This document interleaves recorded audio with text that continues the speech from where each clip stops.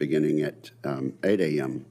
But at this point, we held a hearing on the U.S. Indo-Pacific Command and the U.S. Force Korea. At the outset, I want to thank Admiral Paparo and General Brunson for their distinguished service to our country. Last year at this hearing, I stated that the balance of power in the Indo-Pacific was shifting in China's favor. Since then, the Chinese Communist Party has significantly increased its coercive activity toward Taiwan and the Philippines. Last week, the Chinese conducted an exercise called Straight Thunder 2025A. This exercise demonstrated the extent to which the People's Liberation Army could execute a maritime blockade of Taiwan and pummel it with missile strikes. As China conducts more exercises with Taiwan in mind, it also escalates the rhetoric against the island. Last week, Chinese military officials called Taiwan's democratically elected president a parasite. The Chinese have also substantially increased their harassment of our Filipino allies. China's vast maritime militia, backed by the PLA Navy and Chinese Coast Guard, is using increasingly aggressive tactics to advance its expansive claims in the South China Sea. The second Thomas Shoal remains a major flashpoint. Chinese maritime militias have tried to keep the grounded Filipino Navy ship, the Sierra Madre, from being resupplied. Secretary Hegseth recently visited the region. I was pleased to see that he reaffirmed our mutual defense treaty with the Philippines, reminding the world that the treaty applies to attacks on the Filipino armed forces anywhere in the South China Sea. Even so, it is clear that the Chinese have been emboldened by 4 years of weakness during the past administration. There is another reason China has become so confident in its malign schemes. Xi Jinping has steadily modernized his military, and that hardware has made him more brazen. China boasts the world's largest navy and also has an air force that is capable of denying the U.S. air superiority in the first island chain. We'll certainly want to ask about that, gentlemen. Its missile force can saturate our theater defenses. China has been expanding its nuclear arsenal at a pace that far outstrips our own. Multiple STRATCOM commanders have called China's growth breathtaking. In just a few short years, Beijing has built more intercontinental ballistic missile launchers than the United States. Meanwhile, our own modernization programs languish from past neglect. But China is not the only urgent threat in the Indo-Pacific. The Biden administration chose to ignore North Korea. It allowed Kim Jong-un to increase his nuclear arsenal and project his military into European theater to aid Vladimir Putin in Russia's war against Ukraine. Kim Jong-un has abandoned the goal of unification of the Korean Peninsula, and again, we'll want to talk about that, and has declared South Korea to be the principal enemy. The North Korean nuclear and missile arsenal continues to grow and diversify, with the rogue nation adopting a strategic doctrine that embraces nuclear first use. Kim will surely seek remuneration for his support to Moscow. The Russian technology transfers and military assistance Kim receives will help him to further strengthen his strategic military forces, missile forces. The continued demonstrations of Russia, China, and North Korea aligning and cooperating should be of great concern to all the West. This concern should then lead to action. If we are to maintain global peace and stability, we must continue taking steps now to rebuild our military and reestablish deterrence. As I noted in my Peace Through Strength report last May, it's time to make a generational investment in our national security. And I do believe that view is bipartisan. We must be able not only to deter and defeat the People's Liberation Army, but also to maintain deterrence in other theaters. Our adversaries, led by Beijing, are playing a global game. We must be smarter and more agile than they are across the board. Last year, Indo-PACOM's unfunded requirements list totaled $3.5 billion. This year's unfunded requirement list was $11 billion, and virtually none of that was funded under the full-year CR. this is unacceptable, and also I hope we're going to get from everyone an accurate and full assessment of the various unfunded requirements. We need real growth in the FY26 budget request, in addition to a historic defense reconciliation package. We need more survivable long-range munitions, more assured U.S. command and control systems, and an improved ability to counter China's increasingly capable cyber and space systems. We need a wholesale overhaul of our logistics infrastructure and a rapid deployment of unmanned systems. We need a renaissance in our camouflage and deception programs, and we need a drastic improvement in our shipbuilding. The risk is simply too high for us to avoid making these changes. So I look forward to hearing from our distinguished and well-informed witnesses and having a candid conversation about what this committee and this Senate and this Congress can do this year to address these challenges. Senator Reid. Thank you very much, Mr. Chairman, and Admiral Paparo, General Brunson, welcome. Thank you for appearing today, and please convey our thanks to the men and women serving under your command and defending us. This is a challenging time for our forces in the Indo-Pacific. China is deploying a wide range of military, economic, and political pressures against its neighbors while aggressively challenging America's leadership in the region. The United States does not seek conflict with China, but we have deep economic and security interests in the Indo-Pacific that must continue to be protected through strong deterrence and smart competition. Several months ago, I traveled to Guam, South Korea, and the Philippines to assess our posture in the region. I observed a number of joint military exercises, met with allied leaders, spoke with foreign business leaders, and inspected our military infrastructure. Overall, I was impressed with our progress, particularly the development of our partnership with the Philippines and the remarkable emerging partnership between Korea and Japan. These relationships should inspire us to redouble the development of networks like the Quad, AUKUS, and ASEAN as we bring other nations into our security cooperation efforts. Indeed, as countless U.S. military leaders and diplomats have told me, the key asymmetric advantage our nation has over China is our network of allies and partners. With that in mind, I am concerned that the Trump administration is unraveling much of the progress we've made. Many observers fear that President Trump may shrink the U.S. troop presence in Korea and Japan, reduce our military exercises with both nations, and scale back plans for our joint forces headquarters in Japan, despite the fact that Korea and Japan contribute significantly to burden sharing and hosting our forces. Although the President has temporarily suspended tariffs against our closest allies and partners, the last few days have undoubtedly sown seeds of doubt about America's stability and trustworthiness, feelings that would be amplified if the President decides to reinstate the sanctions after 90 days. In addition to dismantling America's soft power tools like the U.S. Agency for International Development, President Trump's actions serve only to push our friends away from us, and that is not appropriate. Admiral Paparo, General Brunson, you engage with our foreign partners every day, both as a matter of diplomatic leadership and military necessity. I am interested in your views on how tensions with our allies would disadvantage your forces and America's interest in the region. Admiral Paparo, Taiwan remains the most dangerous flashpoint in our competition with China. We have seen a recent surge of aggressive Chinese military exercises around Taiwan's airspace and territorial waters, and the world has a right to be concerned.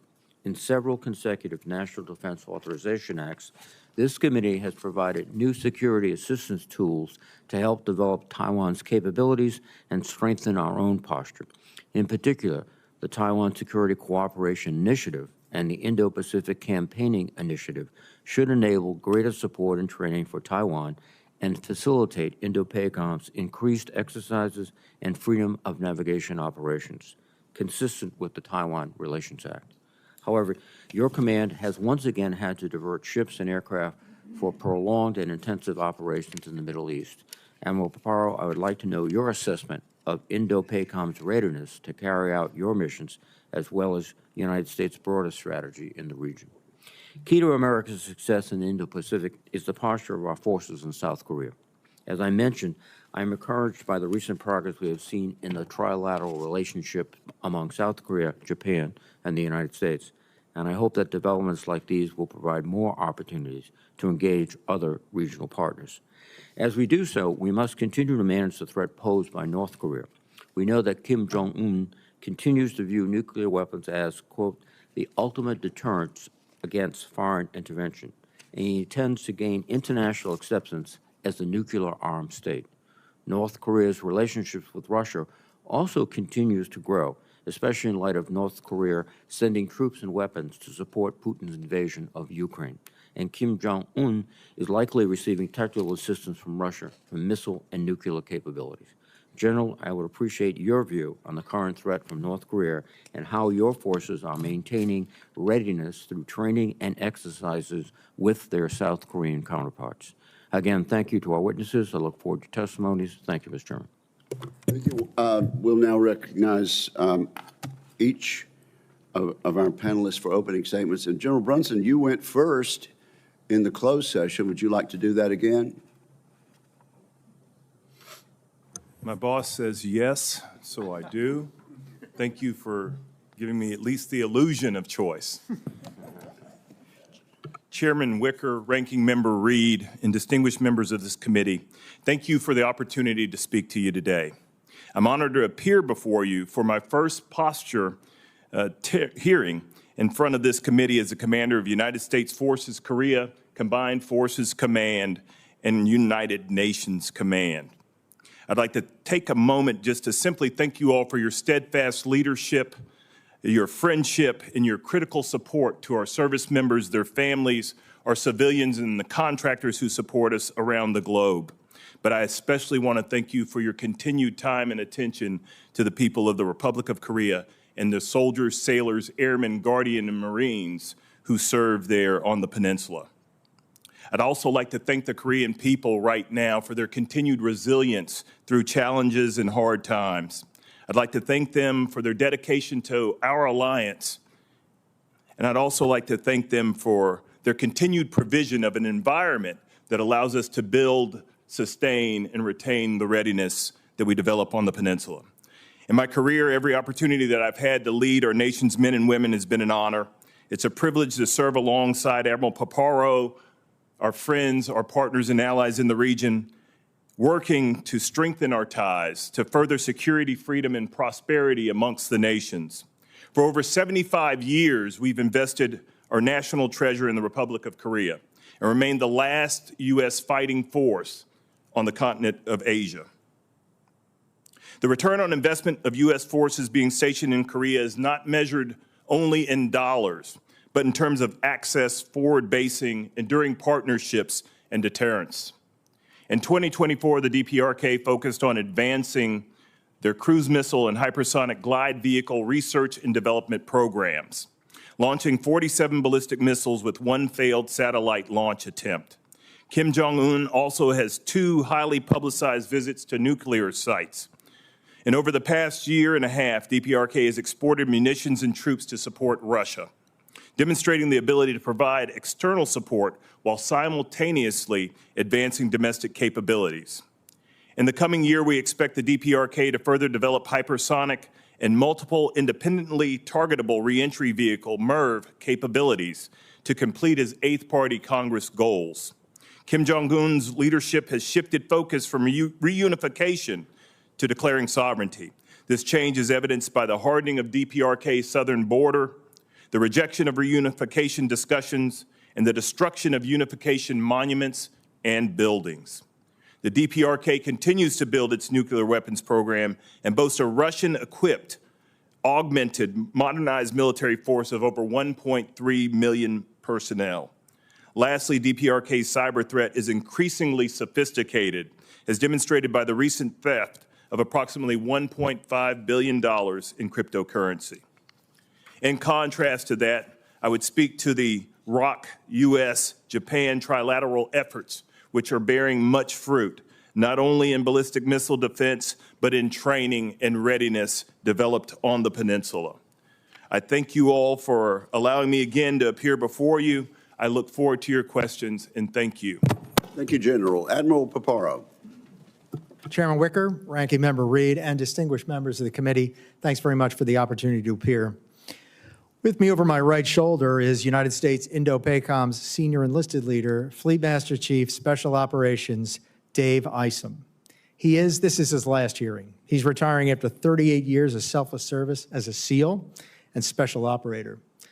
Speaking of asymmetric advantages, the NCO Corps of the United States of America is one of the Joint Forces' absolute asymmetric advantages. Fleet Isom's leadership in this critical duty has been exemplary. It has been indispensable to my own transition as the commander of U.S. Indo-PACOM. He's been indispensable to me personally. I honor his service. In a region that's home to over half the Earth's surface and half the operational joint force, Indo-PACOM faces a confluence of challenges. China's unprecedented aggression and military modernization poses a serious threat to the homeland, our allies, and our partners. In 2024, the People's Liberation Army demonstrated growing capabilities through persistent pressure operations, with military pressure against Taiwan increasing by 300%. China's increasingly aggressive actions near Taiwan are not just exercises, they are rehearsals. And while the PLA attempts to intimidate the people of Taiwan and demonstrate coercive capabilities, these actions are backfiring, drawing increased global attention and accelerating Taiwan's own defense preparations.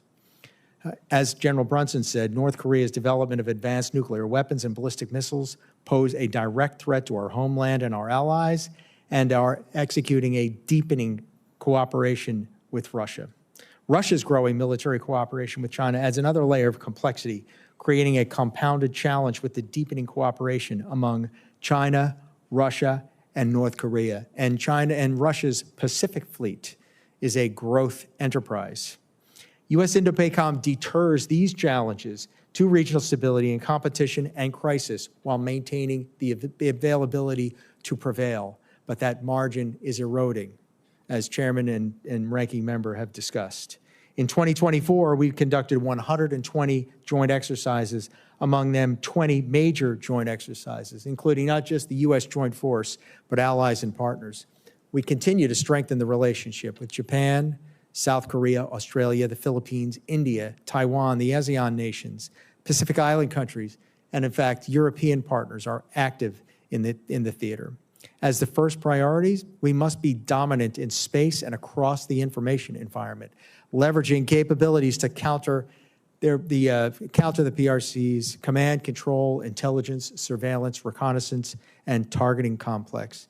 This will enable us to gain a non-linear advantage over potential adversaries, in fact, to maintain and increase that non-linear advantage.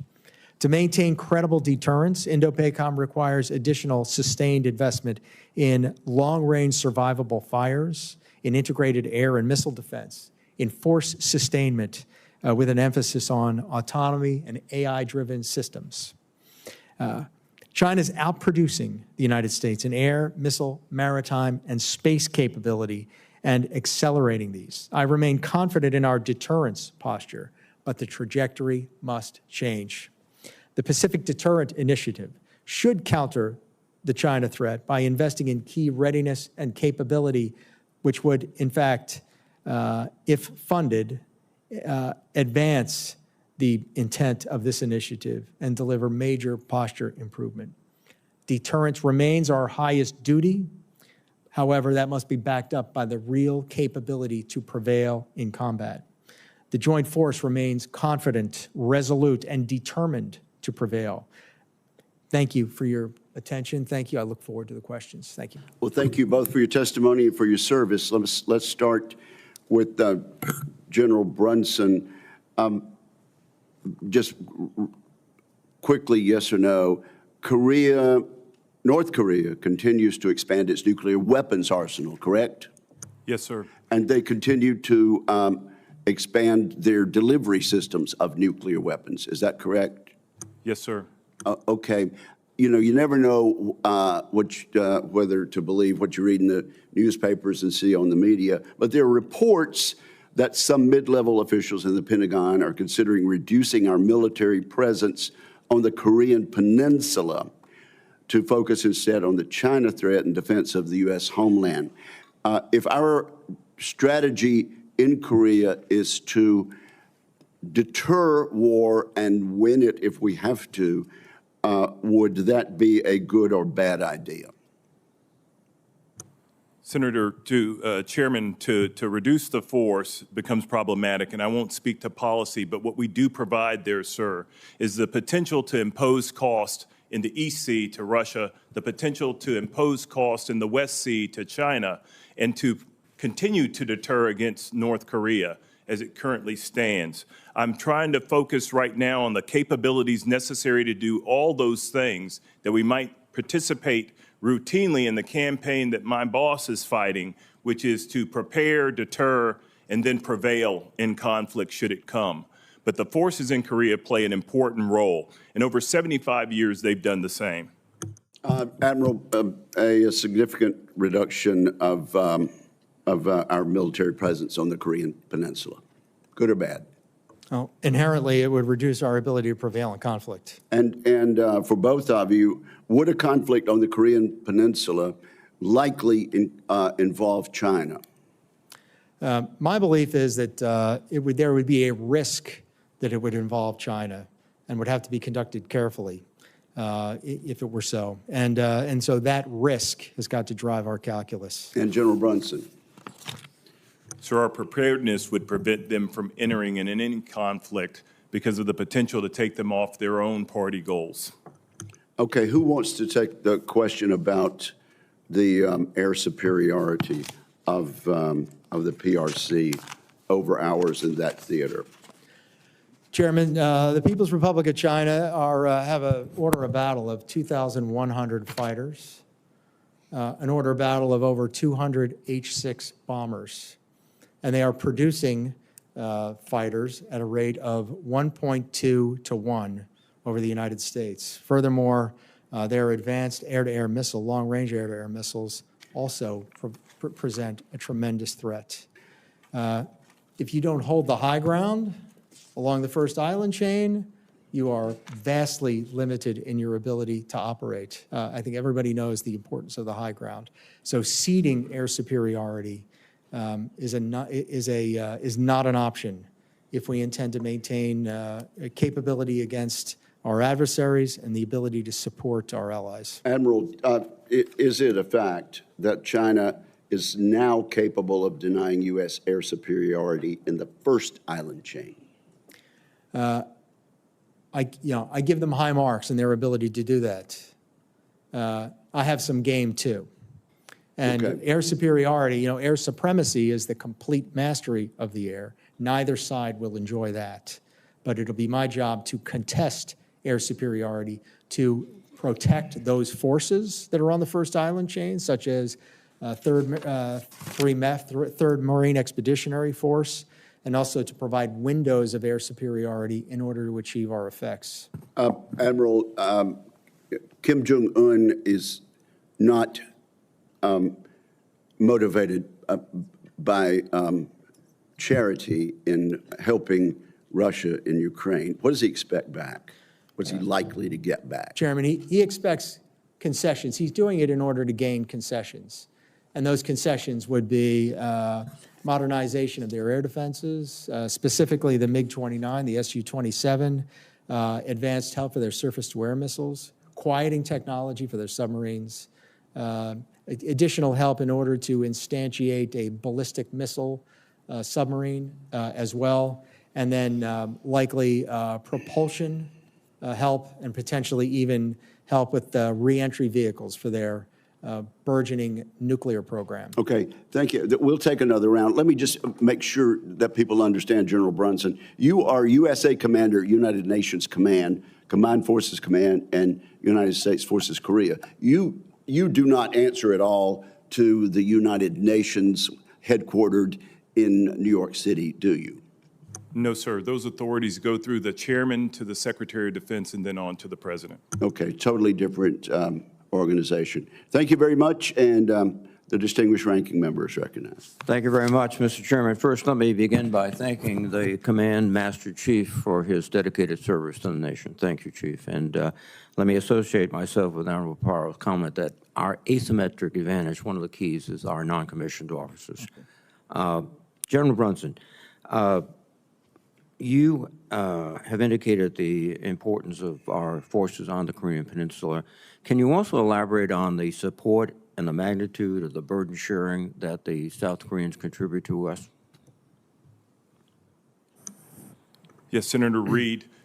So first, I would like to say that forward presence provides unmatched access, unmatched deterrence at minimal cost, comparatively speaking, by other forces that are stationed forward. We recently received help from the Department of Defense with our tour normalization, which brings tours in Korea on par with other OCONUS locations, which changes our exposure to the region and our understanding of the adversaries therein. I would also say that 2,100 U.S. companies have ties to the Republic of Korea. That's 450,000 jobs that are a part of that. That's a piece that I think that's critical to know and understand. And I would also say that we receive about $500 million a year in Korean-related construction. That builds the brand-new school on Pyeongtaek at Camp Humphreys. That builds additional towers to house our families in quality housing. That also builds SCIFs for us right now in the Republic of Korea that we might be able to do the important work to stay tied to Indo-PACOM. I would also like to say that in kind, the overall contribution in the past fiscal year was about 1.4 trillion won, which works out to be close to $1 billion worth of support that we receive in kind. I'd also mention the continued and growing maintenance, repair, and overhaul facilities that exist on the East Sea and the West Sea that we've utilized most recently to bring the Wally Schirra back out of that overhaul and looking better than ever. The Cesar Chavez also visited recently. But there is a lot that we get. Some of it is fiscal and monetary. Others of it is material that's irreplaceable. General Brunson, again, in previous National Defense Authorization Acts, we have established a manpower floor of 28,500 troops as a demonstration of our unwavering commitment to the U.S. Republic of Korea alliance and also the strategic reasons you said. Would you suggest we include such language again? Yes, sir. Thank you. Admiral Paro, can you give us your perception as the overall commander of the value of the South Korean forces to us and the presence of our troops on the peninsula together with the contributions they're making, the South Koreans? Ranking Member, in addition to the elements laid out by General Brunson, Korea makes significant contributions outside the Korean peninsula, and that is in their participation in multilateral exercises, including Pacific Partnership, among many others. And so in the ability of that force to deter conflict, the ability of that force to avoid from having two conflicts at once by dint of the strength of the capability, and by what they're doing in the trilateral relationship with Japan, that growing trilateral relationship with Japan, and on their path to become a global pivotal state. They are a key partner in the Western Pacific with a purview that goes far beyond just the Korean Peninsula. Thank you very much, sir. I mentioned in my opening statement that currently you have forces that have been transferred into CENTCOM, the Carl Vinson Carrier Group. Open sources suggest 6 B-2 bombers are Diego Garcia with supplementary tankers. What effect does these have on your capabilities? Well, presently, for Carl Vinson, we do have George Washington coming out of Yokosuka very shortly, and Nimitz is at sea. And, you know, we have to maintain a high state of indications and warning so that we can get those forces back if there is a crisis with greater exigence than there is one in the CENTCOM AOR. And I owe the Secretary and the President constant vigilance on this. and a constant awareness of that force's ability to which is assigned to U.S. Indo-PACOM, its Carl Vinson Strike Group, and a Patriot Battalion. If need be, they return to the Indo-PACOM theater for a higher priority threat. Thank you very much, gentlemen. Thank you, Mr. Chairman. Thank you, Senator Reed. Senator Cotton. Gentlemen, welcome back. Admiral, let's take a step back to first principles. We've talked a lot here about the threat that China poses to Taiwan and what you're doing to try to address that threat. I'd like you to explain why that threat is so severe. You know, some people might look at the map and say, well, Taiwan is a small island and it's really far from us and it's really close to them. And China has marched into Tibet in the past, and they've marched into Hong Kong in the past, and that was bad, and they shouldn't have done those things. But it didn't lead to World War, and it didn't lead to Great Depression. On the other side, you've got one of your ancestors, so to speak, Douglas MacArthur, who said at the dawn of the Korean War that the domination of Taiwan by an unfriendly power would be a disaster of utmost importance to the United States. He was speaking then, as we do today, of communist China. Ian Easton, a Naval War College professor and one of the military's leading experts on Taiwan, says that it's possible that the Chinese invasion of Taiwan would cause a 21st century version of the Great Depression. And the famed investor Ken Griffin put it more bluntly, it's an immediate Great Depression. So why is it that Taiwan is different? Why is Taiwan such a hot flashpoint? Why could it lead not only to a catastrophic war, but also global Great Depression? Why should Americans care about an island on the other side of the world? Senator Cotton, that last point is quite salient. Many a research organization postulate that conflict in the Western Pacific over the Taiwan question would result in a 25% GDP contraction in Asia and a knock-on effect of 10 to 12% GDP reduction in the United States of America, with unemployment spiking 7 to 10 points above base and likely 500,000 excess deaths of despair above base as well. And this is just the importance of the regional stability to the world economy and its effect on people's lives. And this is as a function of freedom of navigation. It's a function of the world dependency on semiconductors. In the longer term, for the United States, our strategic center of gravity is our network of alliances and partners. The sum total of 350 million people's talent, 130 million Japanese, 130 million Philippines, 25 million Australians, not to mention 500 million in Europe, as well as partners in across the globe. The knock-on effect of the brittleness of that network of alliances and partnerships means that some of the states could confer and submit to the PRC's mode of exploitation en route to their long-range goal of setting the rules of the world and reaping the benefits of that.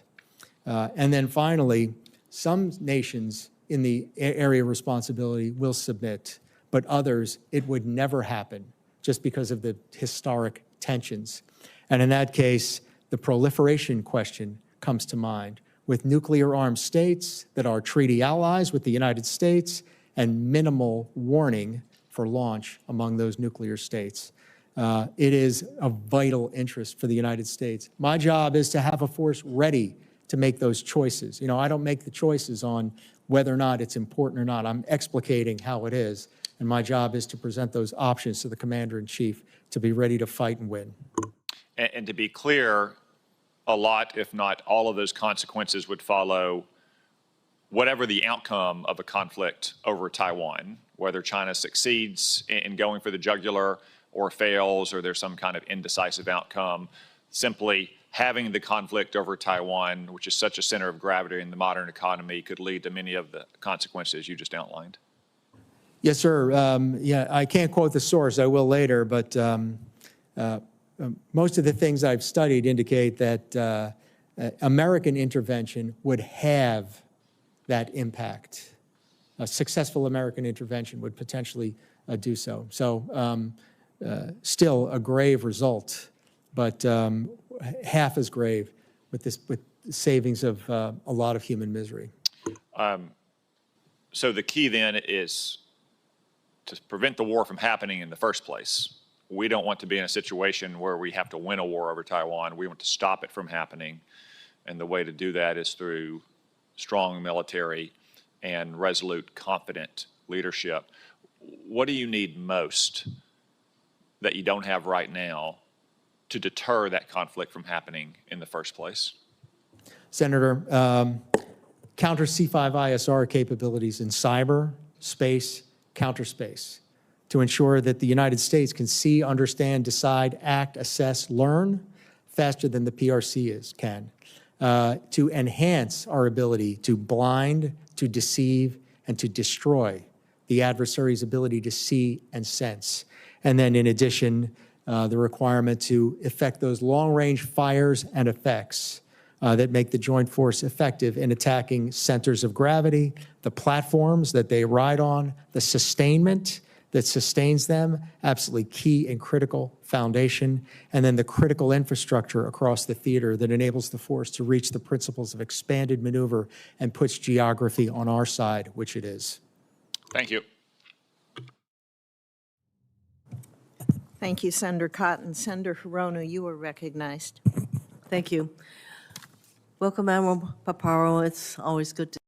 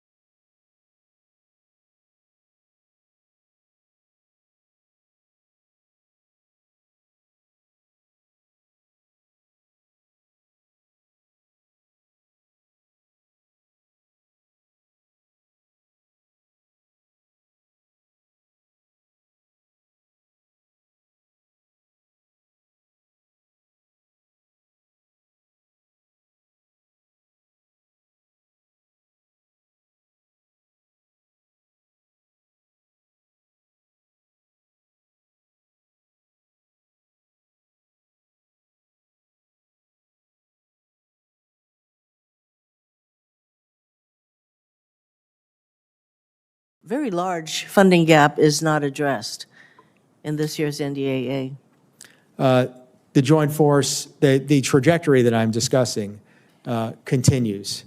The joint force has an eroded capability to prevail. It manifests itself in lost people, in lost capability, in lost money, and in lost time. And it confers to the confidence of the PRC and inherently erodes deterrence as they see more and more, they see the potential of their prevailing in the conflict themselves and achieving their goals by aggression.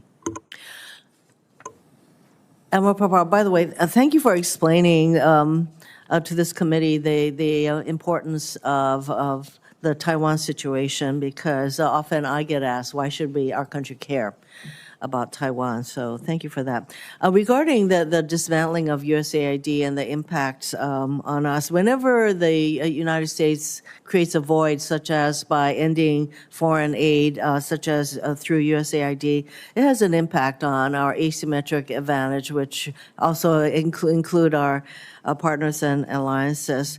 How does ending foreign assistance programs and other regional aid efforts impact Indo-PACOM's security cooperation missions and the command's relationship with partners in the region?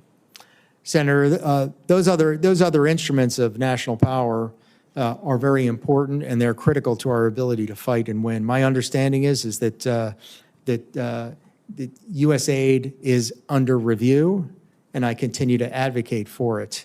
The loss of that, the PRC would see the opportunity and they would seize it, and they frequently do.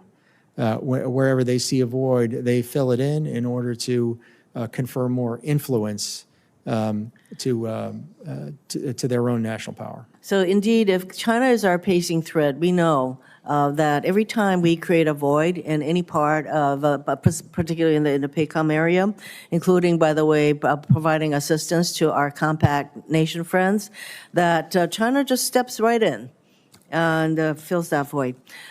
General Bronson, you raised an important point in your opening statement regarding North Korea hackers stealing $1.5 billion, probably more, in cryptocurrency to fund their military.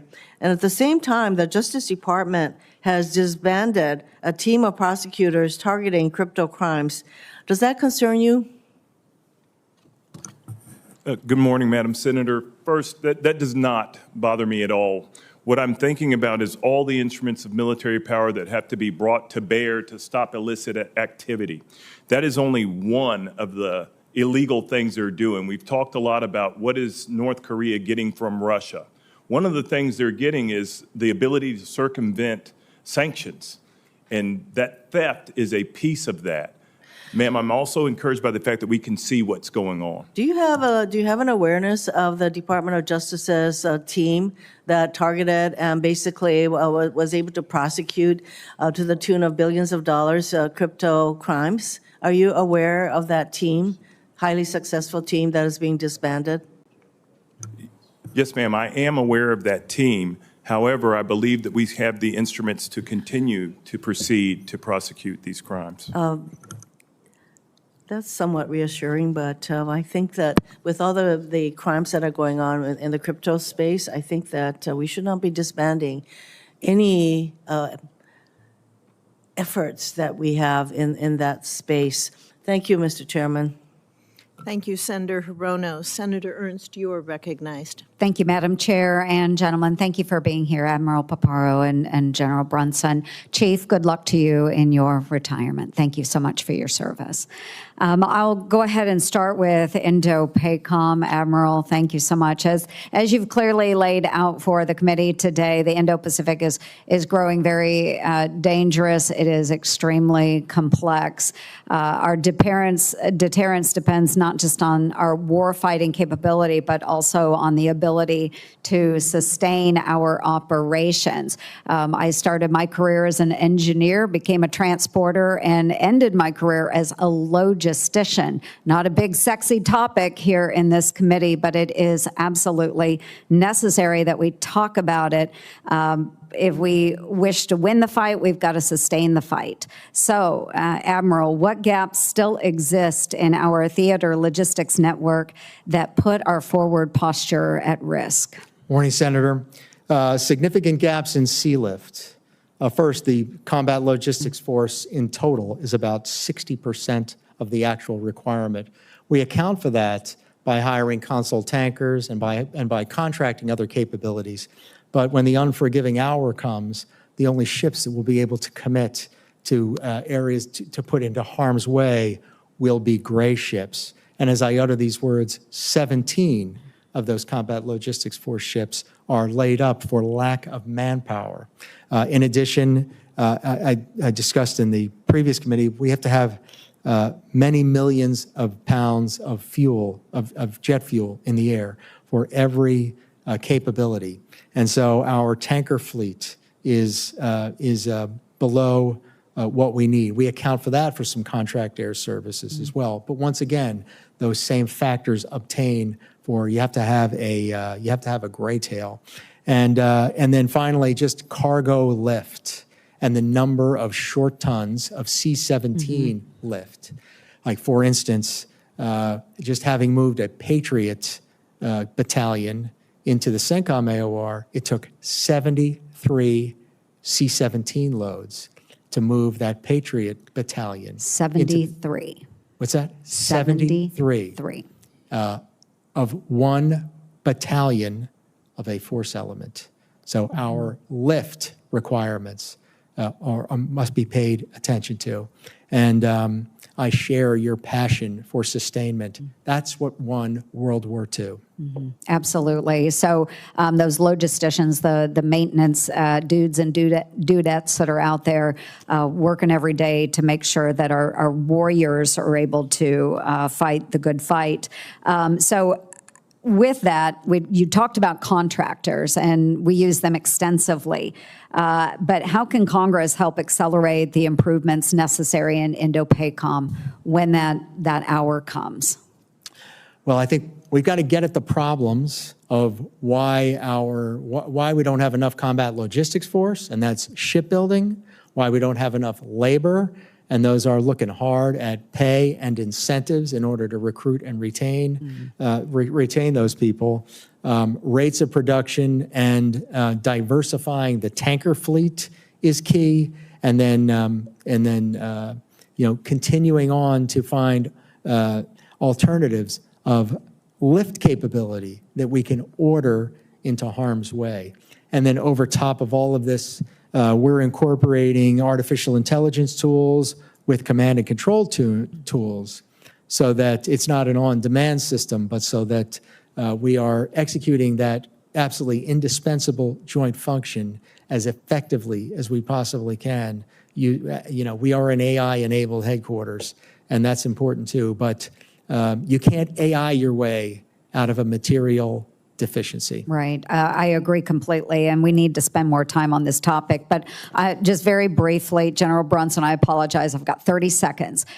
We rely heavily on allies, neighbors, friends, or force multipliers, but so do our adversaries. We've heard that there are North Koreans now that are fighting the fight over in Ukraine. Can you tell us, what are the North Koreans learning from this experience, and what will they take back to your region? Ma'am, I've said several times now in several hearings that we can't confuse the tactical lessons that they're learning with strategic benefit. What we've got to understand is that they've done some things. There's been strategic movement. There's been operational maneuver, that they're learning some things, but it's the technology that's coming back in that is a threat to the Republic of Korea and the world. Wonderful. Thank you, gentlemen, very much. Thank you, Senator Ernst. Senator King, you are recognized. Thank you, Madam Chair. General Brunson, without our presence on the Microphone. without our presence on the Korean Peninsula, would Kim invade the South?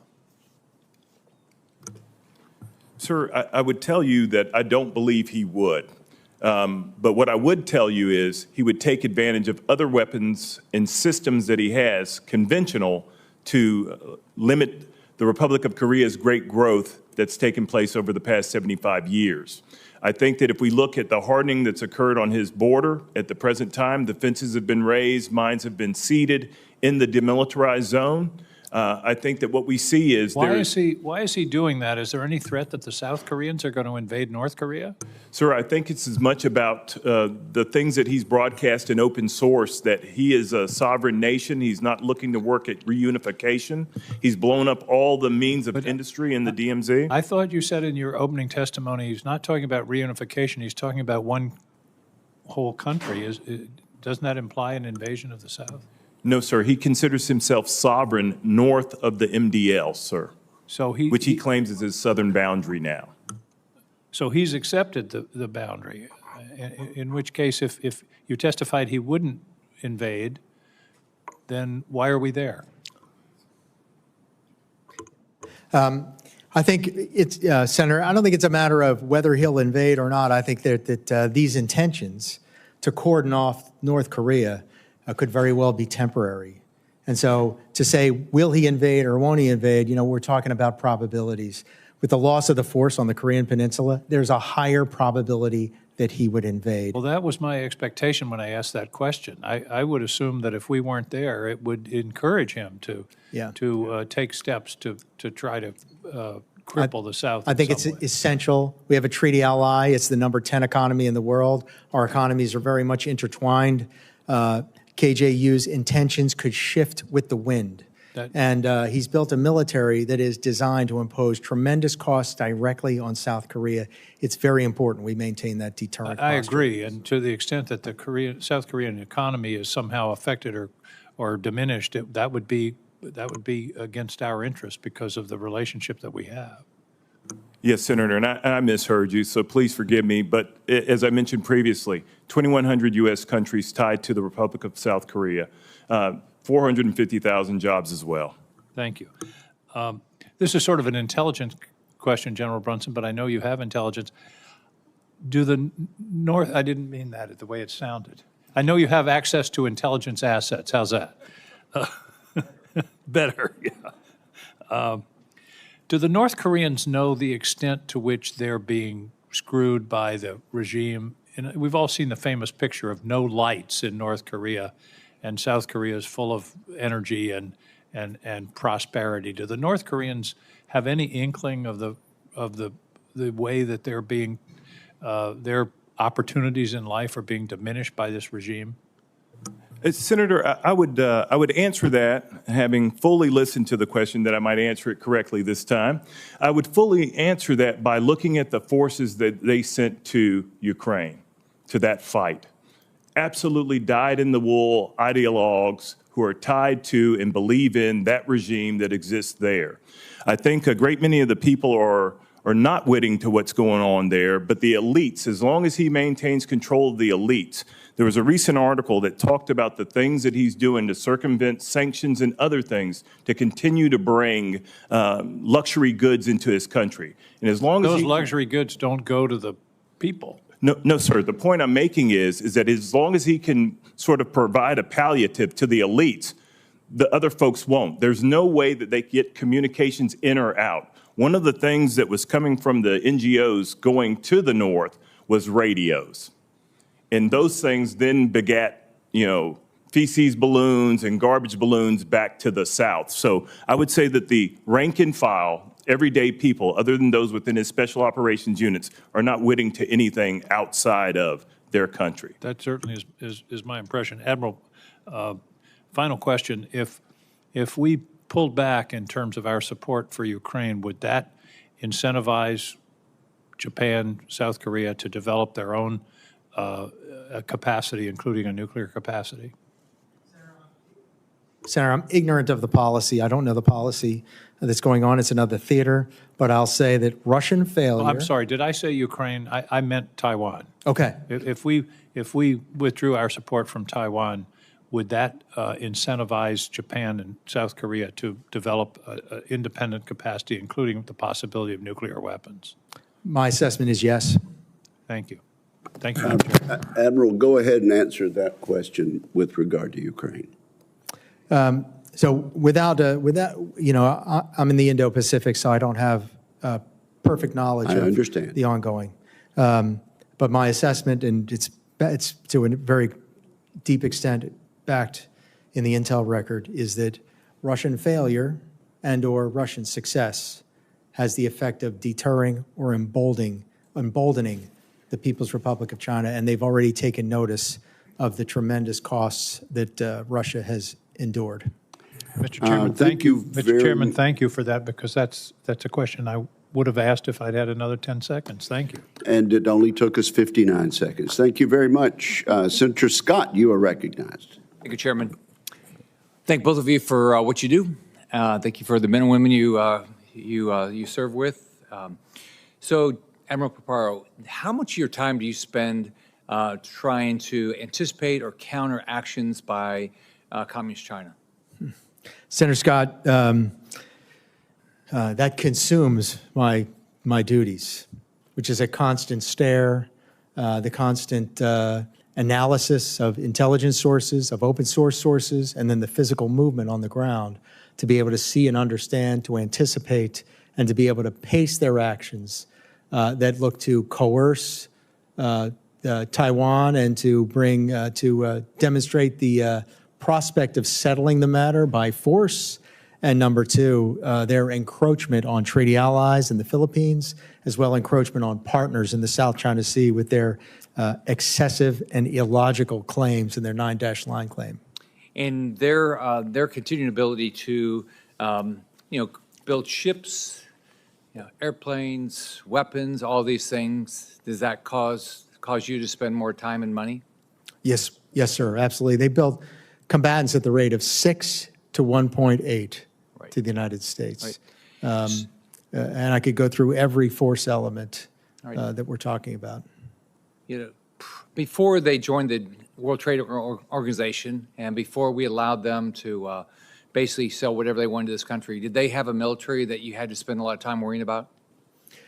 just by dint of the weight of the civilization, we worried about it. We've had to worry about this now for since 1949, but it's step level change. In the last 20 years, they've increased their military 10 to 15-fold.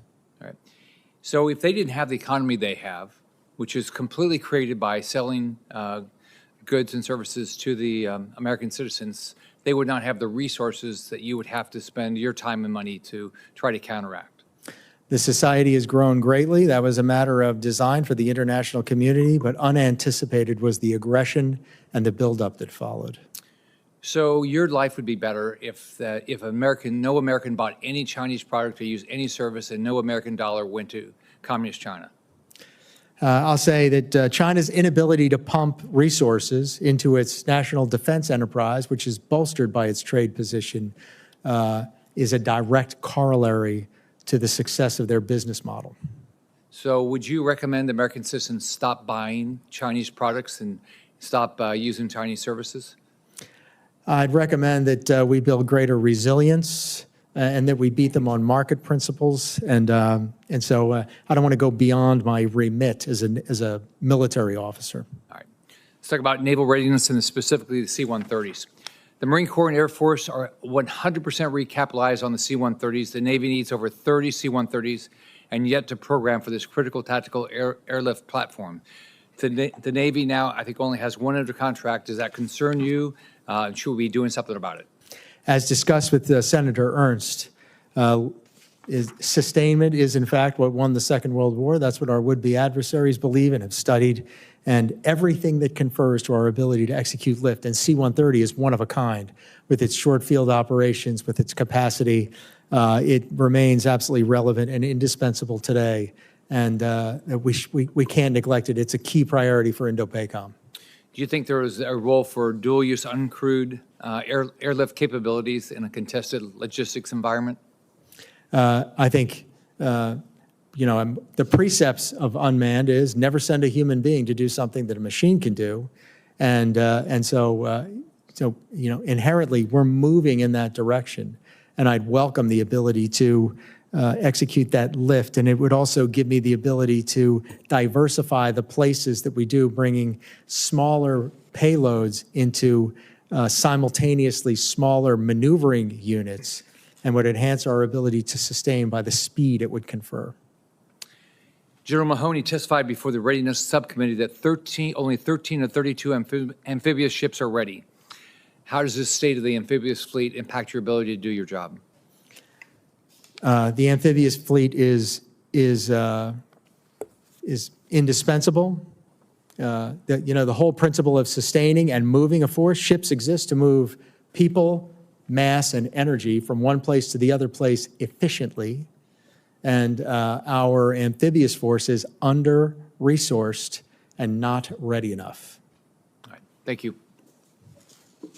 Thank you very much, Senator Shaheen. Thank you, Mr. Chairman, and thank you both for your service and for being here today. Admiral Paparo, I think I understood you to say in your opening statement that we must be active across the information environment. So one of the things that's happened in the last month is that we have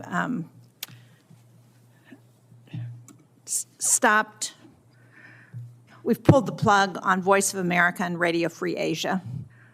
We had a hearing in the Foreign Relations Committee earlier this year where it was pointed out to us that China is spending over $1 billion a year, billion with a B, on information systems and efforts to provide mis- and disinformation across the region and across the world. So what are we doing to counter that? And how does the loss of something like Radio Free Asia affect our ability to counter what the PRC is doing? China and its political works division and its United Front is incredibly active, effective, and untruthful in the information space. And the delivery of truthful information really bolstered by free speech, having respect for everybody and everybody's ability to discern truth from lies is absolutely vital. We do have an effort that is where Special Operations Command is nested within this unit with their capabilities to execute information operations, but it's focused in the military space as it should be, given the fact that we're in the military. But in my opinion, we must work hard to counter PRC misinformation and disinformation, and our own principles of free speech greatly enable us to have faith in people to be able to suss out truth from lies. And can you talk about why that matters when we're talking about military conflict? It matters because in order for us to achieve the effects of expanded maneuver, our network of alliances and partnerships is the strategic center of gravity of the United States of America.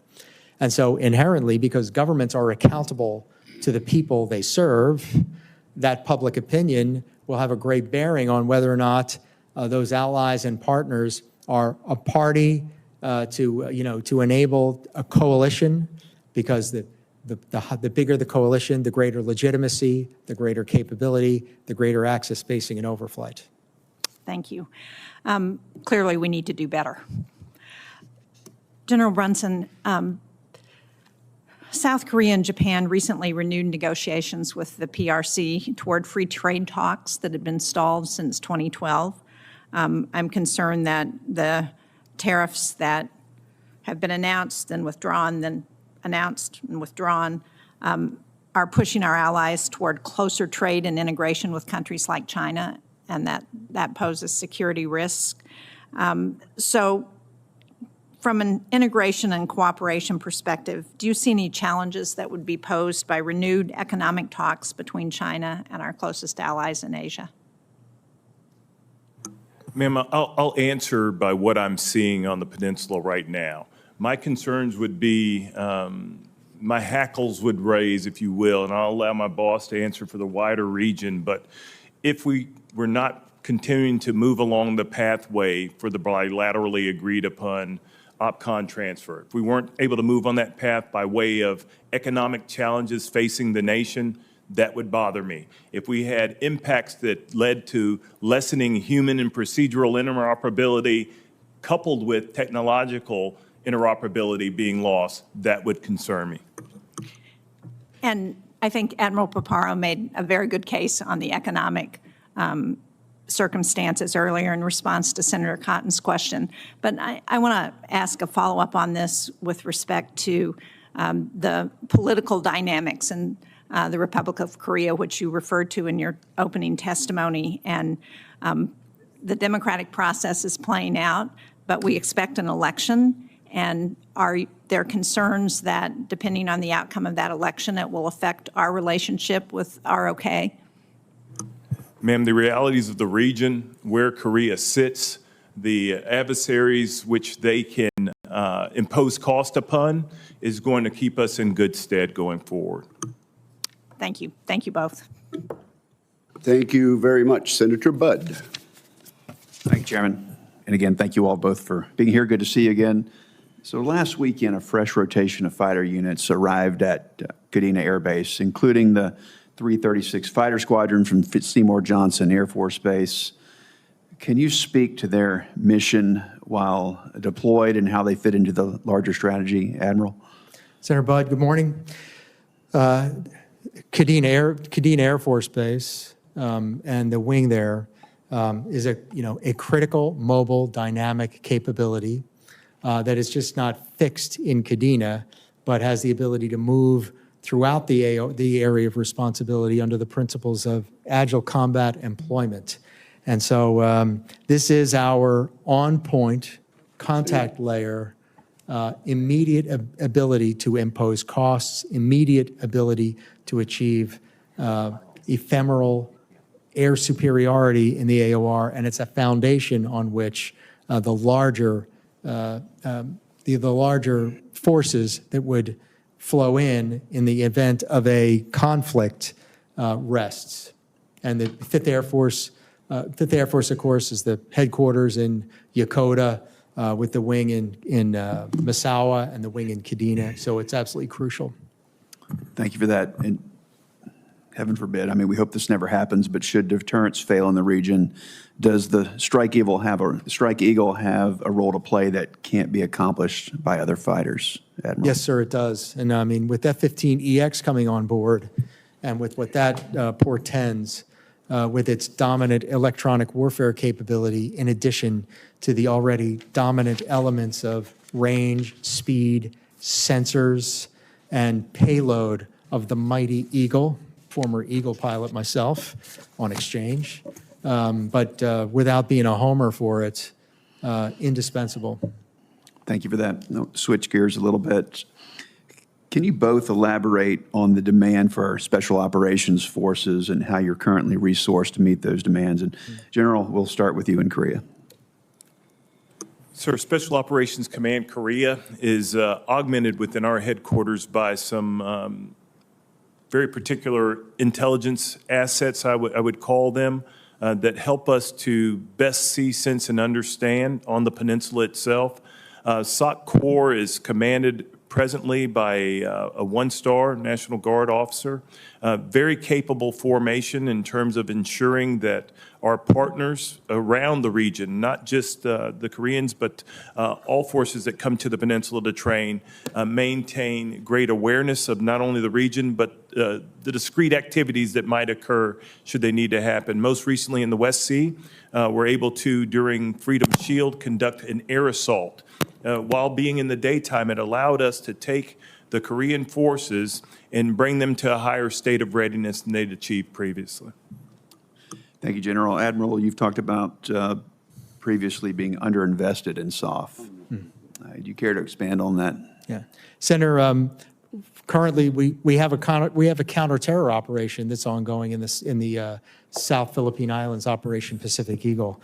In addition, the Special Operations Forces are a critical contributor to our counter command control, information surveillance, reconnaissance, and targeting efforts.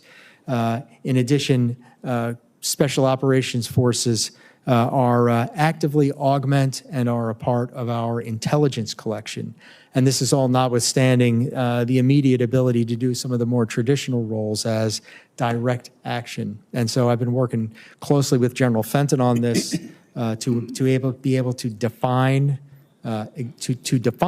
to him exactly how much Special Operations Forces that we have. But I believe that we want, and well, I know I want, and we need more. And I can gain a lot of early leverage and a lot of deterrent capability with more SOF. Thank you, Admiral. General, does the increased military cooperation between DPRK, Russia, and China concern you as it relates to containing escalation on the Korean Peninsula? And if so, what does that mean for the role of SOF in prevention? Well, it does worry me. It worries me by virtue of the fact of the things that I'm seeing that SOF helps us to see, whether that be with them operating their own UAS or whether that's them doing operations in the region. Most recently during Freedom Shield, we saw Chinese ships violate and come across the northern limit line in the West Sea. And in the East Sea, we had violation of the Korean Air Defense Identification Zone by the Russians. And seeing them work together along with the information, what was going on in the information environment, SOF helps me to counter some of those things. Because what happened was North Korea said, hey, they need to stop these illegal exercises, working together with the U.S. and the ROC coming together. And then you had these two other adversaries take actions in the region which have to be countered. And I don't mean countered in a kinetic fashion, but there are non-kinetic things that SOC Corps allows us to do that we might counter in the information space and other domains to continue on with our mission. Thank you both. Thank you, Senator Budd. Senator Kane. Thank you, Mr. Chair, and thanks to our witnesses. Admiral Papar, I'd like to direct this question to you. The discussion has had an awful lot, as it should, about North Korea, about China. I want to ask you about the cooperation that we're seeing some of our adversaries engage in. So in the Indo-PACOM, talk about joint activities between Russia, China, and North Korea, and the growing closeness of the relationship and the threats that pose to the work that we do with our allies. Morning, Senator Kane.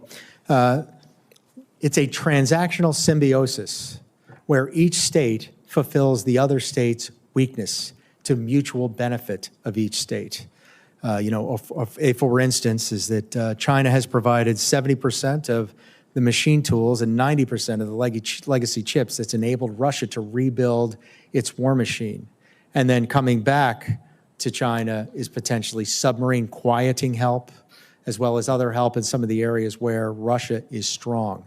In addition, you've got the North Korea that are sending thousands, maybe hundreds of thousands of artillery shells and thousands of KN-24 short-range missiles to Russia with, as General Brunson said, the expectations of concessions coming back in the form of air defense, surface-to-air missile help, quieting terror, help with their Kilo submarine fleet, and so forth. And then finally, in the physical space this last summer, I saw the longest range joint patrol of PLA Navy and Russian Pacific Fleet formation in the Bering Sea.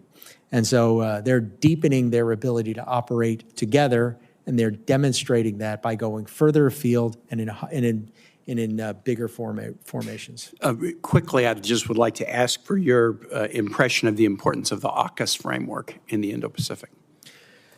AUKUS is it's going to confer a generational advantage on both countries, but I cherish the advantage it confers on the United States of America.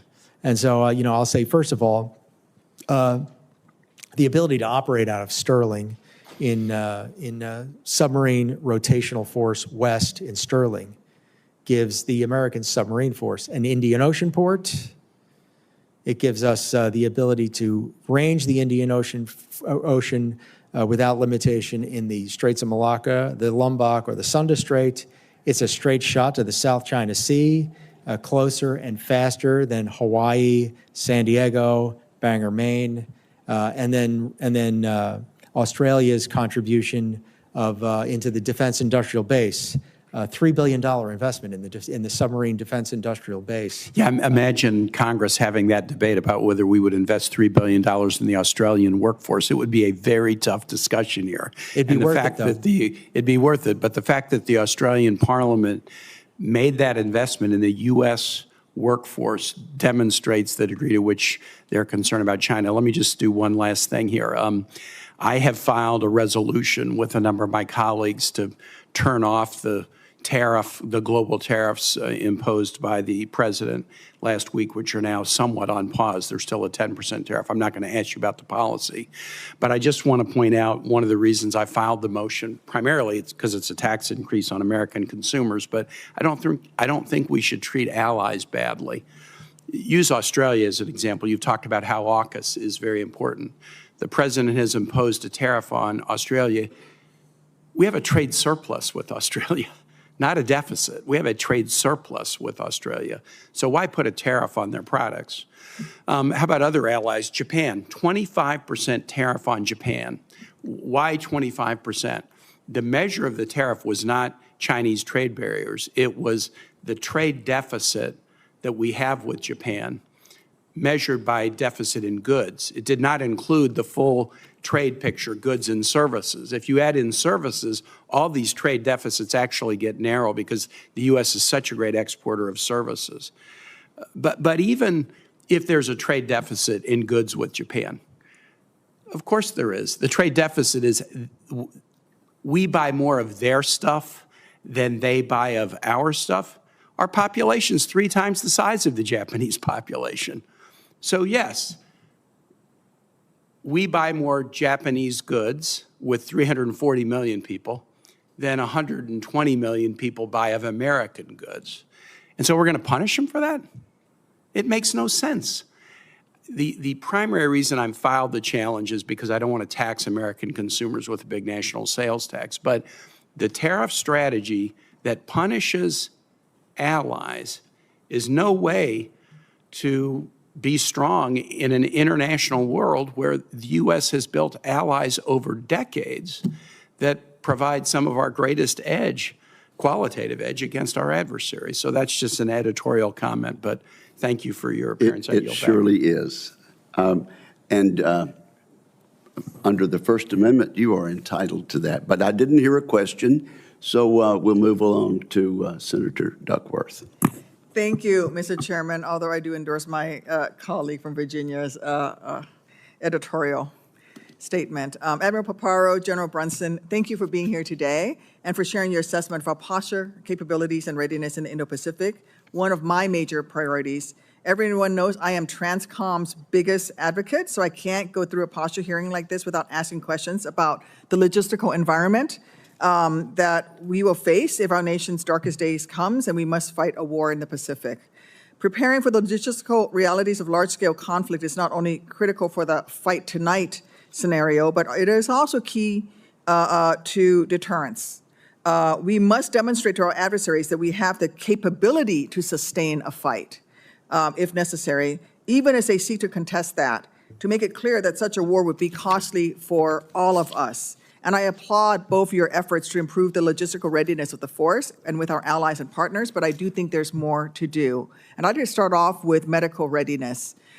We must improve our ability to provide life-saving care to wounded service members, including through regional hospital access and effective aeromedical evacuation. We have partners in the ROK, in Thailand and the Philippines that have medical facilities that meet U.S. hospital certification standards. Those are opportunities for us to develop those relationships.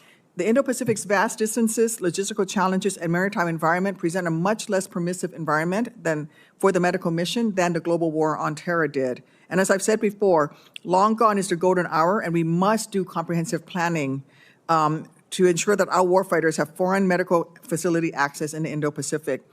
This is why I secured a provision in the fiscal year 25 NDAA to establish an Indo-Pacific Medical Readiness Program.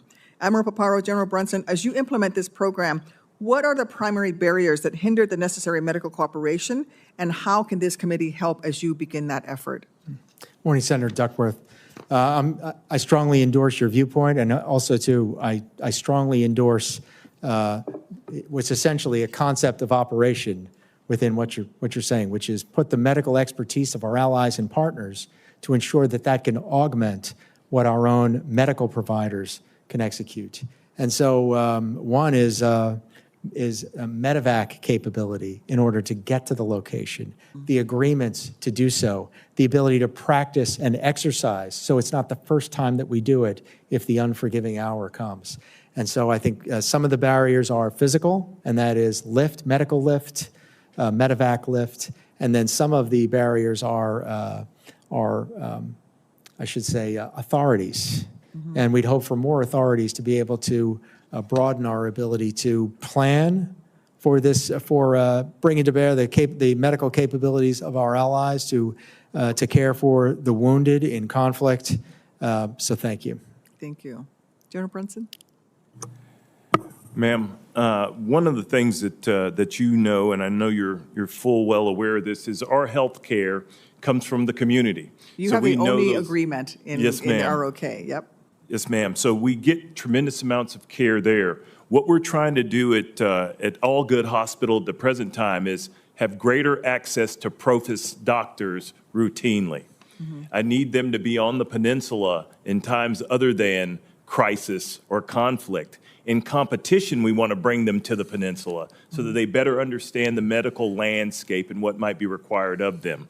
We're also looking to UN Command. There are several nations that provided hospitals during the Korean conflict. We want the Italians to come back with their hospitals again. We want the Dutch to come back with their hospitals again as well. And those things we think we then provide to the greater Indo-PACOM family that we might be another resource used in time of conflict. Thank you. I want to pivot to the critical platforms we need to project and sustain forces in a contested logistical environment, especially our sea lift fleet. Admiral Paparo, do you agree that Indo-PACOM would benefit from the ability to surge replacements of naval auxiliary vessels or to conduct battle damage maintenance of these vessels within the region, closer to the point of need? Strongly, I urge for that, Senator. Because I am concerned that in a war, naval auxiliary vessels would be easy targets. I mean, we're going to have to fight our way in and fight our way out. And what can we do to help you with that effort? Well, as we enhance our protection capability, we enhance our ability to see, understand the operational environment, to build windows of opportunity, to execute sustainment capability, 9 classes of supply, medical, and so forth, in those areas. And so first is just the quantities of TAKEs, AOs, the quantity of gray tails, C-17s, tankers. That's critical, and then the ability to exercise it. So What about co-sustainment with our allies like Japan or the ROK of those vessels? Because they certainly have the capabilities, especially the auxiliary vessels. when we game this, we frequently rely on one another to do this. And then while operating at sea, sometimes actually the necessity of having one leads us to use a Japanese oiler or for an American oiler to refuel a coalition ship. And so we have to be able to sum all of the sustainment capability among us, have the authorities to do so we can turn to it with alacrity. But I would be more comfortable with our own ability to contribute to that effort with U.S. capability.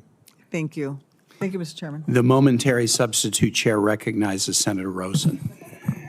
Well, thank you, momentary substitute chair. Thank you, actual chair, Senator Wicker, and of course, Ranking Member Reed, holding, of course, really important hearing.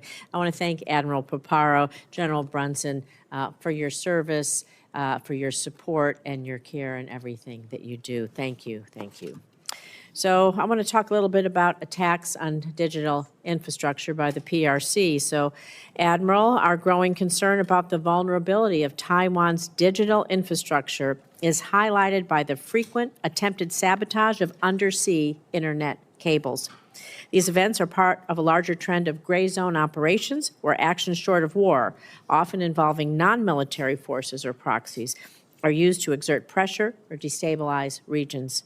The PRC's reckless, coercive, and aggressive activities pose a threat to democracies around the globe, and its sabotage of those undersea cables has emerged as a particularly alarming tactic. These cables are essential for our global communications, transmitting around 95% of global internet traffic.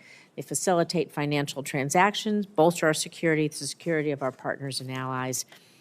Admiral, while some experts view incidents like the damage to Taiwan's undersea cables as merely a test or low-level enhancement, others warn they could be part of a broader Chinese strategy to prepare for future coercion or even invasion of Taiwan. So given this, what do you see as the actual threat these incidents pose to U.S. national security, and what steps is the U.S. taking to effectively counter these digital threats? Senator Rosen, as ever, you're quite astute in identifying this threat. Most certainly, that's an element of the intention and an element of the design. They would do so likely with People Armed Forces Maritime Militia, which enables them to execute this operation without potentially signaling an intent to go to war, but by weakening the information enterprise of the states over whom they're executing aggression. And I think the first is that the ability to penetrate from an intelligence standpoint and to be there in the locations where they would be otherwise cutting those cables in order to deter that activity. Second of all is the resilience to have other redundant networks that enable those states and their partners, including the United States, Guam, Hawaii, and so forth, to achieve what we need to do in the information environment, and that's proliferation in low Earth orbit, and not just one single constellation, but multiple constellations. Talk about how we can help Taiwan bolster its digital infrastructure. What do you think we can do to help them be sure? Yeah, I think training them to be able to, I shouldn't say training them, but enabling them to build that resiliency that's required, that if we're unsuccessful in our efforts to thwart their cable cutting, that there are other spectra and other means for information technology, so they have the proper bandwidth to prioritize those functions that they have to within that bandwidth and latency that you get out of low Earth orbit, middle Earth orbit, among the many commercial constellations that are going into orbit. Thank you. I'm going to talk a little bit about North Korean support to Russia, because we see a growing alliance between North Korea and Russia, particularly in the context of the ongoing war in Ukraine. It presents new challenges for us in the United States and, of course, for our allies. So we know North Korea providing troops and munitions to Russia, and the partnership has potential to fuel the conflict and challenge the global order. It raises concerns about the effectiveness of existing diplomatic strategies and economic sanctions. So to both of you, the partnership between North Korea and Russia poses a serious threat to global stability. So in each of your views, how should the U.S. respond to North Korea's military assistance to Russia? And what diplomatic or military strategies should we pursue to prevent further destabilization, not just there, but within the international community? So, General, we'll start with you. All right, Senator, one of the things that we have to do is what we're doing presently. We've got forces there on the peninsula that can impose costs on them. We also maintain lines to continue communication so that we might not have miscalculation in the region writ large, whether that be on the MDL or across the northern limit line in the West Sea. I think that we have to continue to try to communicate out, but make sure that we're always prepared in the event of a miscalculation. Thank you. Adam. Senator, hundreds of thousands of artillery shells, thousands of KN-24 missiles, and manpower is leaving North Korea with the intent of gaining a concession back. And so first, exposure in the international community is one, which is to not be shy about exposing this naked aggression, using all instruments of national power to impose costs on individuals to find, to build the deterrent from this activity. And then, as General Brunson has talked about earlier, being wary of what is coming back, and to be able to be in generations of overmatch with what's coming back, if it's submarine quieting, if it's air defense, if it's missile technology. And so, it's an area we need to work really hard. Thank you. Appreciate it. Yield back. Thank you very much. Senator Banks. Thank you, Mr. Chairman. Admiral, great to see you again. I enjoyed our visit in my office last week. And we talked about SLCM-N quite a bit, but I wanted to ask you in this setting, SLCM-N, as we talked about, will be one of the best tools to deter China in the Pacific. But can you talk a little bit about the capability gaps that it fills, why it's so important in Indo-PACOM? Good morning, Senator. First, I'm a strong advocate of SLCM-N at the soonest possibility, just because of the doubt that it imposes, the potential to execute tactically. Presently, there is a gap between low tonnage and high tonnage, on which the United States, that gap is a critical vulnerability from 400 kilotons and below. And it gives us a choice of either suicide or surrender when we have to default straight to strategic weapons. So it gives us the ability to close that asymmetry. It also imposes doubt throughout the force and would change the calculus of aggression inherently just because of the nature of those weapons. We use nuclear weapons every single day because they deter. And and we use them by not using them, by having them be a potential deterrent. And I'm quoting Dr. Brad Roberts on that, who's quite expert. Can you talk for a minute, how does that affect the Chinese mindset, their decision-making? How does it deter them? It raises the costs and the implications of attacking any unit because it raises the stakes.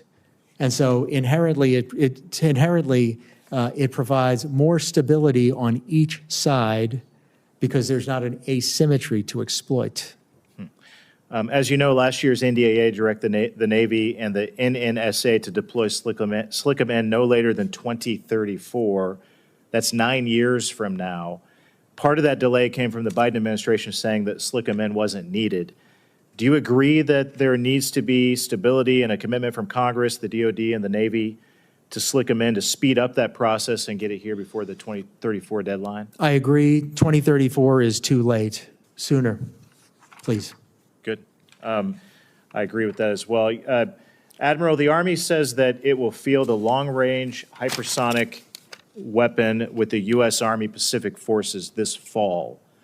That would be the first U.S. hypersonic weapon that we've put into the field.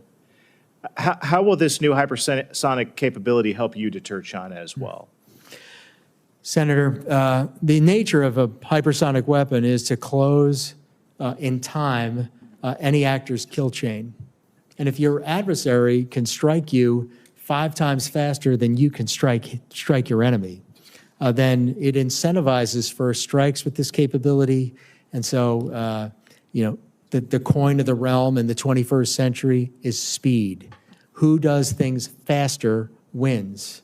And so the ability to close distance and execute before counterfire can come, the ability to execute and then move in order to thwart counterfire, and your ability to act on ephemeral intelligence for a target to be able to reduce that cycle time from find, fix, target, track to engage.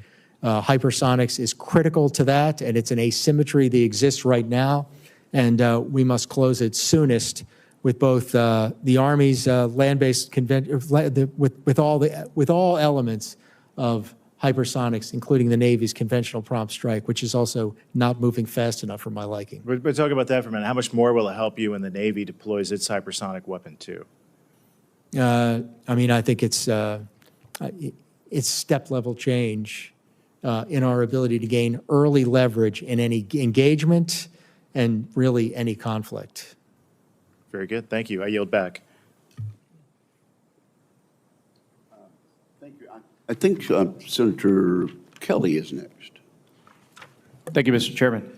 Admiral, you were just discussing SLCM, and I do understand the need and desire for a tactical option in theater. Certainly provides a certain level of deterrence. I get that. One concern I have with upgrading Virginia-class submarines with this capability is how it impacts the conventional kinetic effect of that submarine.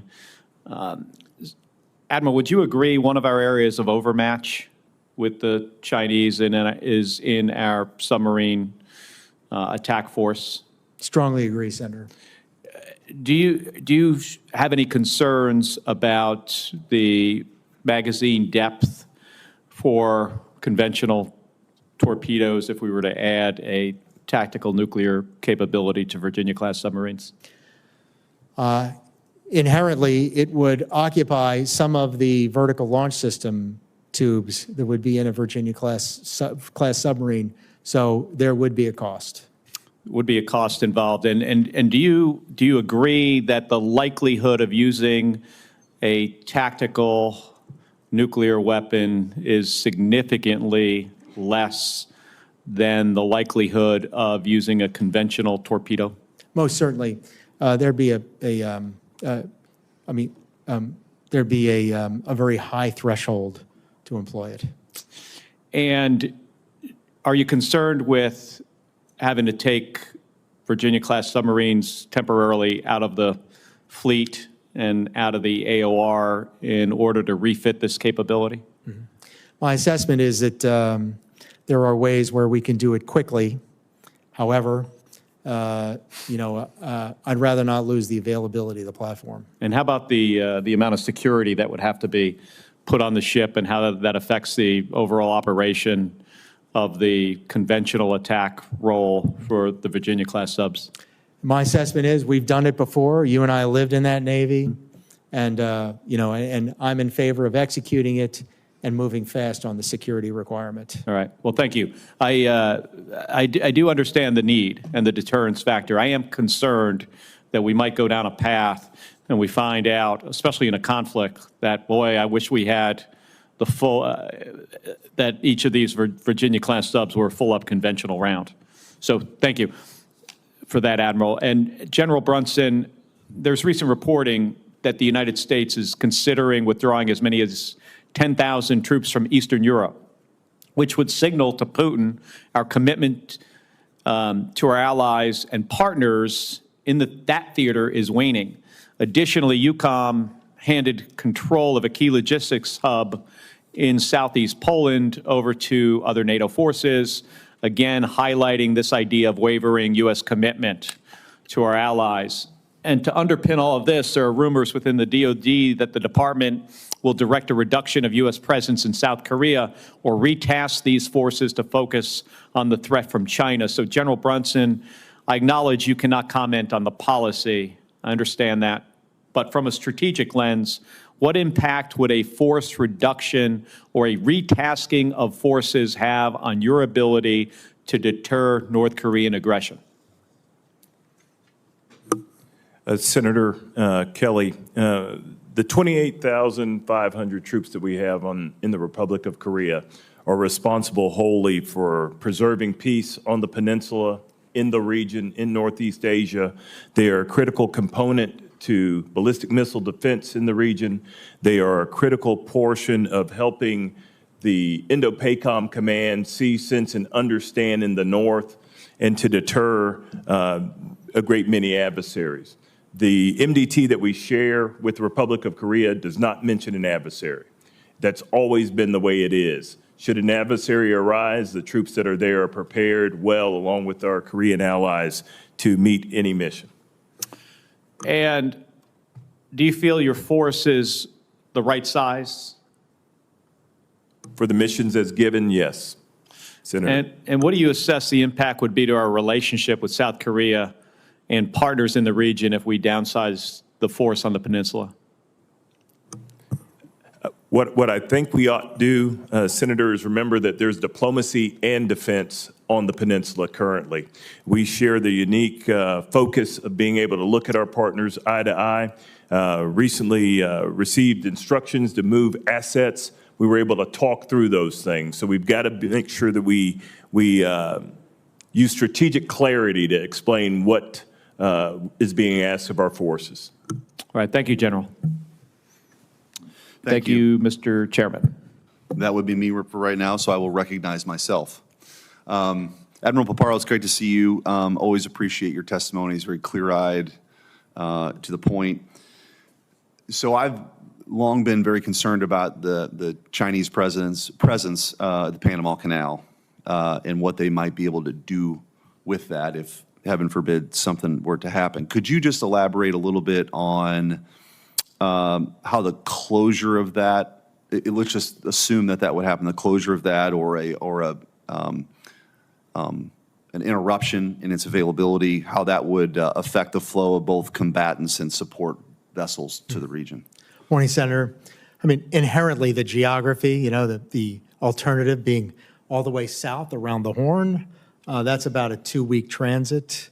Think about how critical it is to get forces on front when the PRC's intention is a short, sharp war that provides a fait accompli to the international community. And so inherently, anything that slows us down over time and distance is bad for us.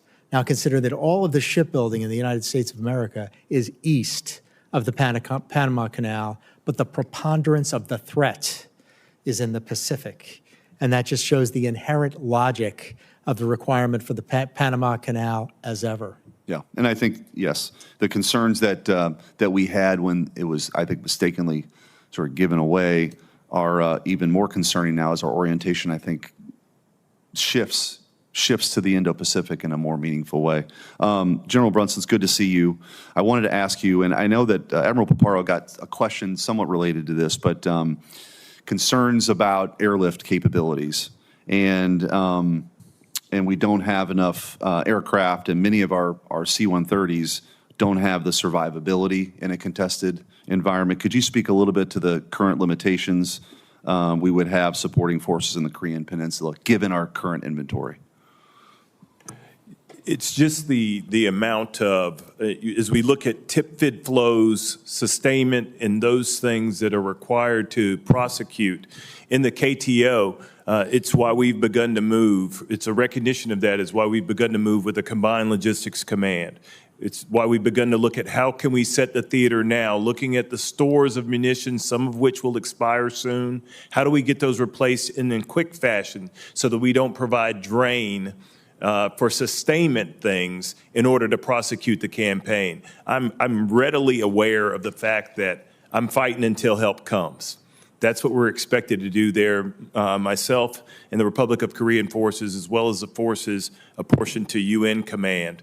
We're fighting until they get there. So a great many of the exercises that we do, Senator, are all aimed at understanding what magazine depth needs to be resident on the peninsula so that we don't have to count on external support coming too, and so that we might not drain from the overall effort. But it's fair to say that a lot of those plans that are being drawn to account for that are meant to address the fact that we probably don't have the inventory that we need right now. Is that fair to say? That would be accurate. We're challenging those assumptions every day, Senator. Right, okay.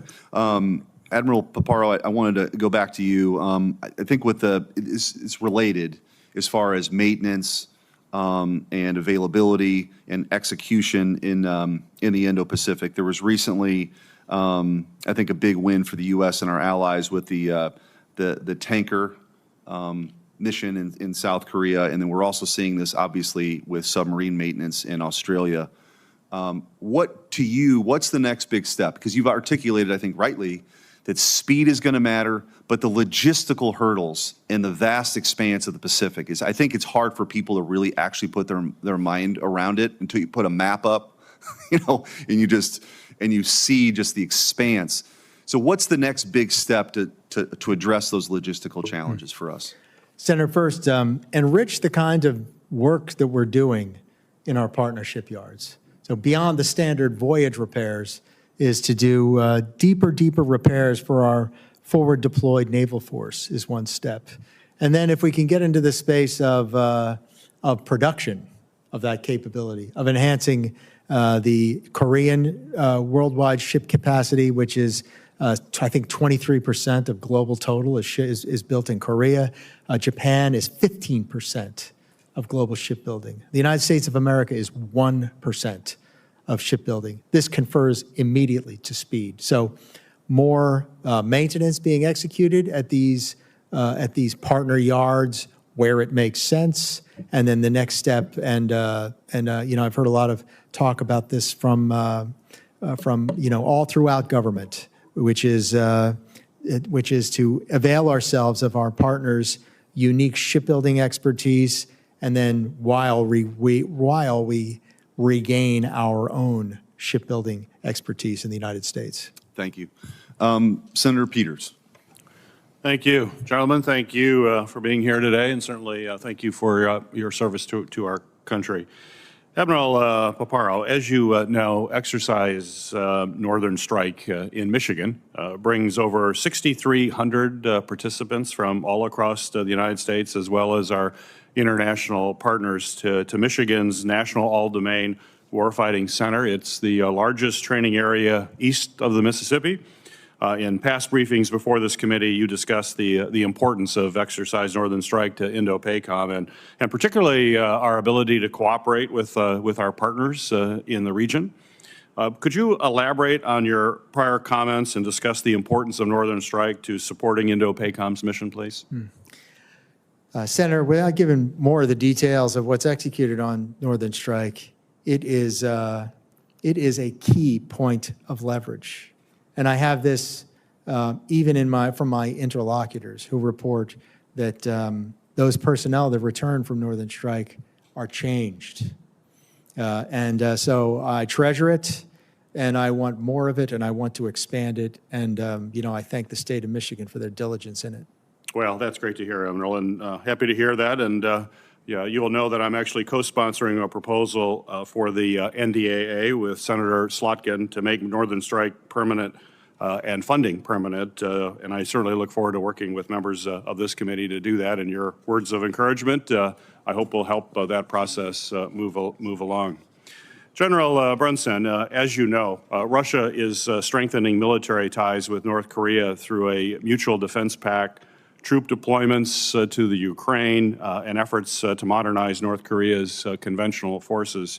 Meanwhile, China is mounting a pressure campaign on South Korea through political interference, economic pressure, maritime disputes, cyber operations, targeting critical infrastructure, and the list goes on.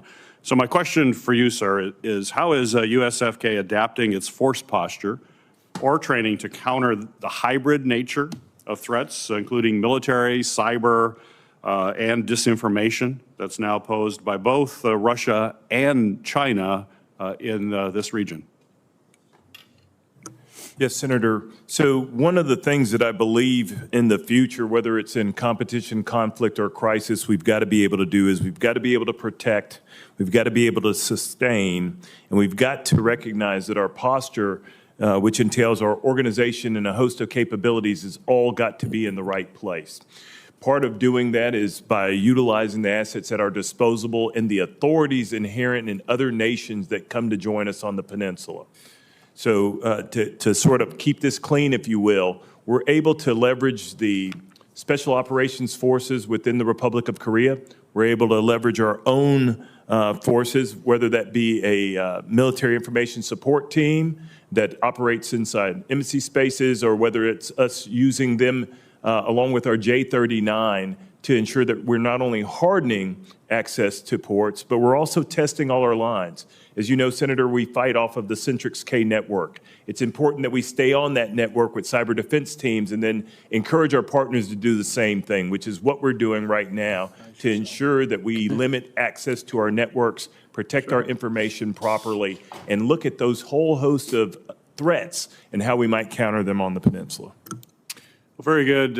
From your perspective, is there a risk that China and Russia could coordinate actions on the peninsula to distract or perhaps divide U.S. attention from other strategic challenges, including Taiwan or Ukraine? How concerned are you about that? I'm concerned about that from the perspective of how they might enlist the DPRK to aid in some form of subterfuge, nefarious activity, or anything else that might happen in the region to keep us from focusing wholeheartedly on the mission of Indo-PACOM in maintaining a free and open Indo-Pacific. Thank you. General Papara, Congress created the Pacific Deterrence Initiative in fiscal year 2021, National Defense Authorization Act, to strengthen our military capabilities and partnerships in the Indo-Pacific region. The PDI is aimed to boost deterrence against China by investing in force posture, in logistics, missile defense, allied cooperation. Sir, could you share some specific examples of how PDI funding has improved the U.S. force posture or our readiness, and what steps can we take to enhance or fully operationalize PDI? Senator, an example is the Joint Fires Network and our ability to move fast in order to execute the fires function of among joint fires faster. Our material improvements throughout the theater has enabled us to move faster. And enhancing Pacific Deterrence Initiative, U.S. Indo-Pacific Command is an advisor to the process. The services choose which elements that they do is Pacific Deterrent Initiative. And as the AOR is 53% of the world, almost any joint force element that is acquired is applicable to the Pacific. So more agency for United States Indo-PACOM and able to close the seams throughout the services would enhance the already good effect of Pacific Deterrent Initiative. Right. Thank you. Thank you again. Thank you, Senator Sullivan. Thank you, Mr. Chairman, gentlemen. Admiral, General, I want to first begin by thanking you for your decades of service, both of you. You both do a great job, and I think sometimes we don't always say that. Same with your staffs. I have shown this chart to many folks here in the last few months. This is the action that's happening in the North Pacific, Admiral, as you know, up in the Arctic. Very aggressive Russian, Chinese actions into our ADIZ, into our EEZ, And the unprecedented element of this is the joint task force nature. Russian-Chinese Joint Strategic Bomber Task Forces last summer in our ADAs. Every summer now, last 3 years, we have joint Russian-Chinese naval task forces in our EEZ, very aggressive, pushing out, Alaska fishermen from their grounds. So we need more, everybody's testified, we need more infrastructure up there. Admiral, you in a classified hearing said we need to reopen this very strategic port, Navy base, ADAC. By the way, I did a little geography test. It's over 1,000 miles west of Hawaii. Most people have no clue about that. It's also the gateway to the Arctic. NORTHCOM commander has testified we need to reopen ADAC. The CNO has testified. Why do you think ADAC is so important, Admiral? Senator, it is a further western point, which would enable, and along with Erickson, in order to gain time and distance on any force capability that's looking to penetrate. Russia's Pacific Fleet in Russia frequently takes that Great Circle route through Alaska. Yep. And it would enable up to 10x the maritime patrol reconnaissance aircraft coverage of that key and increasingly effective or increasingly contested space. So you testified in the classified hearing, you think that we should reopen that. Just now that we're in an unclass hearing, you want to say that in an unclass setting too? We should reopen ADAC, and we should enhance the ability to operate out of Erickson. So thank you on that. It has 3 piers, 2 8,000-foot runways, a big hangar, 22 million gallons of fuel storage, one of the biggest fuel storage depots anywhere on the planet Earth. The CNO just sent a team up there, Navy, State of Alaska, the Aleut Corporation, and the NORTHCOM commander just reached out to me 2 days ago saying they're going to have a final report completed in the next 2 weeks on a low, medium to high reopening scenario. Can you commit to this committee to work with the NORTHCOM commander to get that report out in the next 2 weeks? I commit. And then you also have plans with regard to Northern Edge in terms of that really important exercise using ADAC. Can you talk a little bit about that to the extent you can in an unclassified setting? United States Air Force's concept of agile combat employment is the means by which we achieve more dynamism among the force.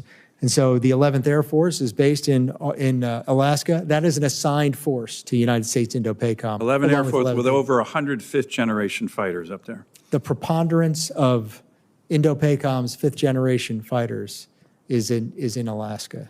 And so we will be exercising the Agile Combat Employment concept in this summer's Northern Edge exercise. And ADAC's going to be part of that? They will operate out of ADAC. Great. Let me mention one thing. When the president, after his election, he actually put a statement out saying, we will ensure Alaska gets increased defense investments as we fully rebuild our military, especially as Russia and China are making menacing moves in the North Pacific. So that's a quote from the Commander-in-Chief. I know I've raised this with you, but it's a little bit of an issue, and just in terms of the urgency. As I mentioned, the state of Alaska, the Aleut Corporation, that is the Great Alaska Native Corporation that owns the land there, and the U.S. Navy were in ADAC a couple weeks ago doing a site assessment. They're going to get that to us soon. The Aleut Corporation, I've talked to them. These are great patriotic Americans. Alaska Natives serve at higher rates in the military than any other ethnic group in the country. They would love to do a deal with the Navy. 99-year lease or something like that. But you know who checks in with them once a year, Admiral, on ADAC, about leasing ADAC? I would guess it's not a friendly power. It's not. It's a Chinese shipping company that is certainly, in my view, a front company for the PLA. So how embarrassing would it be to the Pentagon or the Navy? These guys would never do it. The Aleut Corporation is all patriotic. But if let's assume they weren't, and somehow they signed a 100-year lease with a, quote, Chinese shipping company that always is out there looking at ADAC, you think that would be embarrassing for the U.S. Navy and Pentagon? On substance, I think it would be bad because this is the modus operandi in the Belt and Road Initiative. Imagine having the Belt and Road Initiative include Alaska. One of the most strategic ports in the world. Amen. So we have a sense of urgency on this, and I look forward to working with you and the committee, Mr. Chairman, on this important issue. Thank you. I sense a sense of urgency. Yes, sir. Senator Blumenthal. Thanks, Mr. Chairman. Thank you both for your service. Admiral, I want to ask you some questions based on your extraordinarily impressive experience as an aviator, as well as combatant commander. We're building new aircraft carriers at huge expense. Are you concerned about their vulnerability in light of the increased Chinese capabilities that you mentioned in your testimony, AI, cyber, hypersonic missiles? My guess is the everyday American sees an aircraft carrier as a huge sitting duck out there in the middle of the Pacific. Are you concerned? It's a moving duck with the ability to defend itself, unique among airfields as a mobile capability. It is not uniquely vulnerable, but it is uniquely valuable. And the PRC, seeing that value, have made it a focus because they have every other fixed land-based targeting complete. Its value lay in the enormous variety and the enormous mass of fires. And so it is not more uniquely vulnerable to the PRC. It is more uniquely threatening to the PRC, which is why they're working so hard to strike it. And I hear people say, well, in war games, we lose these aircraft carriers. The war games must have a terrible Paparo simulator because I'm going to put them into harm's way judiciously and when they can strike. And it will be my job to return those aircraft carriers to their home bases after they have done their duty. So I am no more concerned about aircraft carriers than I am about destroyers, submarines, squadrons, wings, battalions, regiments. But those fires are, the mass of fires that they bring are absolutely unique, step-level change above any other particular single unit. And you pay me to find ways to protect those aircraft carriers along with everything else that's in the joint force. For every one air-to-surface missile, there are, for every one maritime-oriented missile, there are 8 others that are designed to strike land targets. And so, I note that, this topic comes up frequently, but you have my opinion on it, is that instead of waxing into a culture of, well, we should give up on this capability, no, we should do something about it. And we are doing something about it, and that is well included in my integrated priorities list that I presented to the committee. I think that answer is extremely compelling, and thank you for it.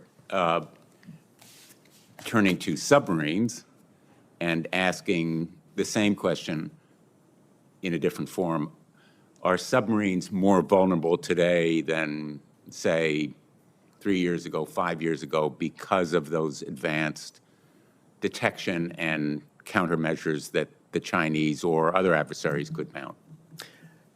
The PRC is growing in their capability on anti-submarine warfare, which I would expect them to do. I respect them for doing it. They are more vulnerable than they've been before, and that equally confers the responsibility for the command to take the steps that gain more margin. I mean, the United States has a generational lead on undersea warfare, and it remains critical, absolutely one of my highest priorities. The introduction of quantum computing could well enhance the PRC's ability to flood the zone and to target submarines and to take that away. They're pushing sensors into the sea to find them. They're working very hard to find them, and they're working very hard to counter them. I have an equal duty to protect those and to preserve the unusual, the outsized combat capability of those submarines. And I take a similar view of refusing to quit on a unique capability. And on that front, if I leave the space between the surface and the Kármán line, our adversaries are going to flood that space with capability and become even more effective against our submarine force. Well, I thank you for both of those answers, which, again, I find very persuasive. We can't quit on those weapons platforms. We just need to make them more capable and stronger. And I look forward to working with you on that mission. Thank you very much, Admiral. Thank you both for your service to our nation. Thank you all. Senator Slotkin will be in just a moment. Let me ask you, in a follow-up to Senator Blumenthal's line of questioning on submarines, we still need a lot more submarines, do we not? Strongly agree. We have to increase our production rates. We have to invest in the submarine industrial base.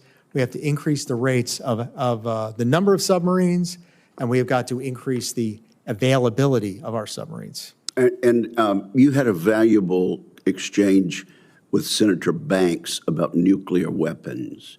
And I understood you to say they are useful to us every day because of their deterrent effect. Is that correct? Yes, sir.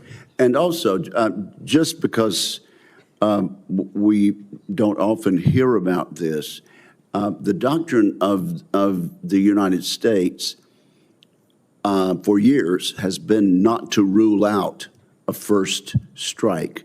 Is that correct? I affirm that. Okay. Thank you very much. Senator Slotkin. Thank you. Apologies for being late. Welcome. Glad to have you here.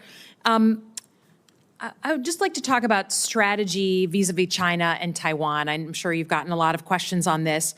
I'm trying, as the co-chair of the Bipartisan Taiwan Caucus, to understand what our approach is, given that we talk about the Chinese threat, right, to Taiwan. We talk about that we're in a period of vulnerability, right? We want to make sure to be particularly watchful about what's going on in Chinese military intentions.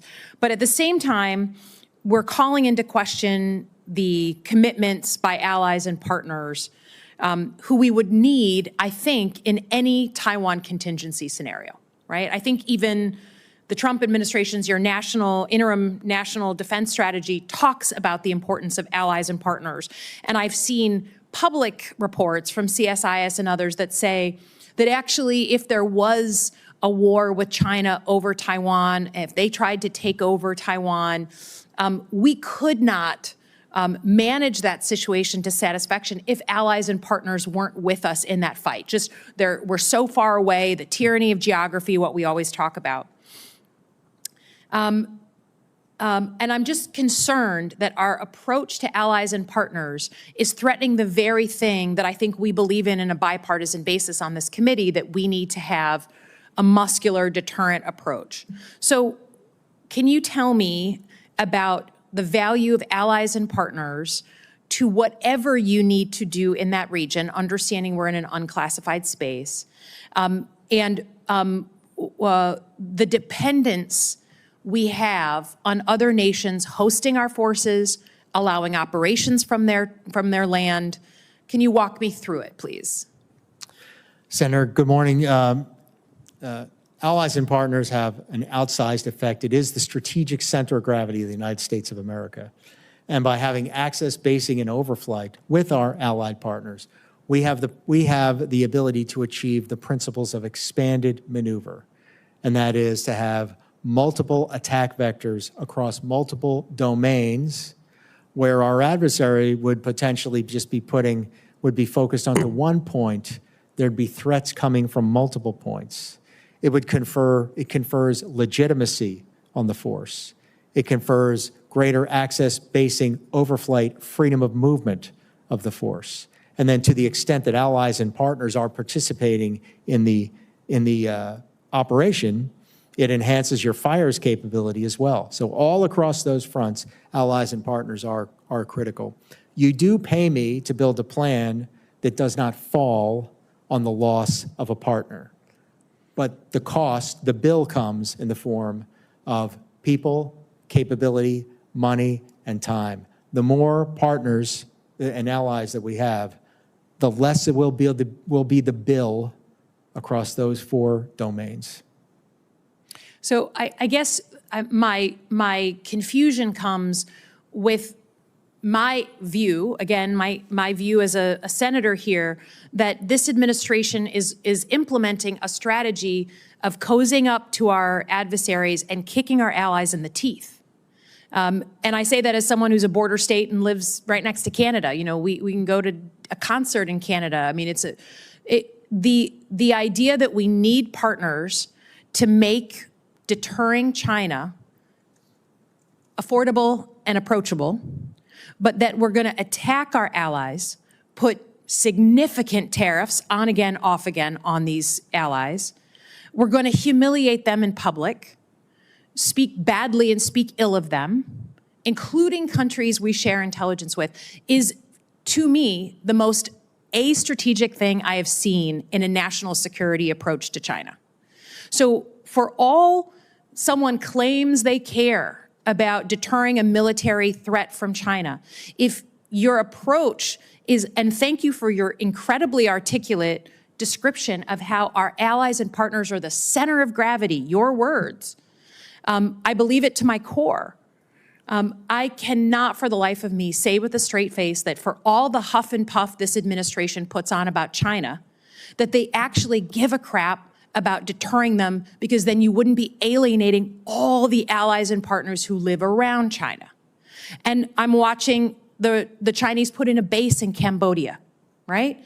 Sounds like a terrible vulnerability for us that other allies and partners are cozying up to China. So I deeply appreciate the work that you do. We depend on you. We need you all to do your work well. But for the life of me, I think whatever bravado this administration has about China, the play is actually being undermined every day by the way that they kick our allies in the teeth.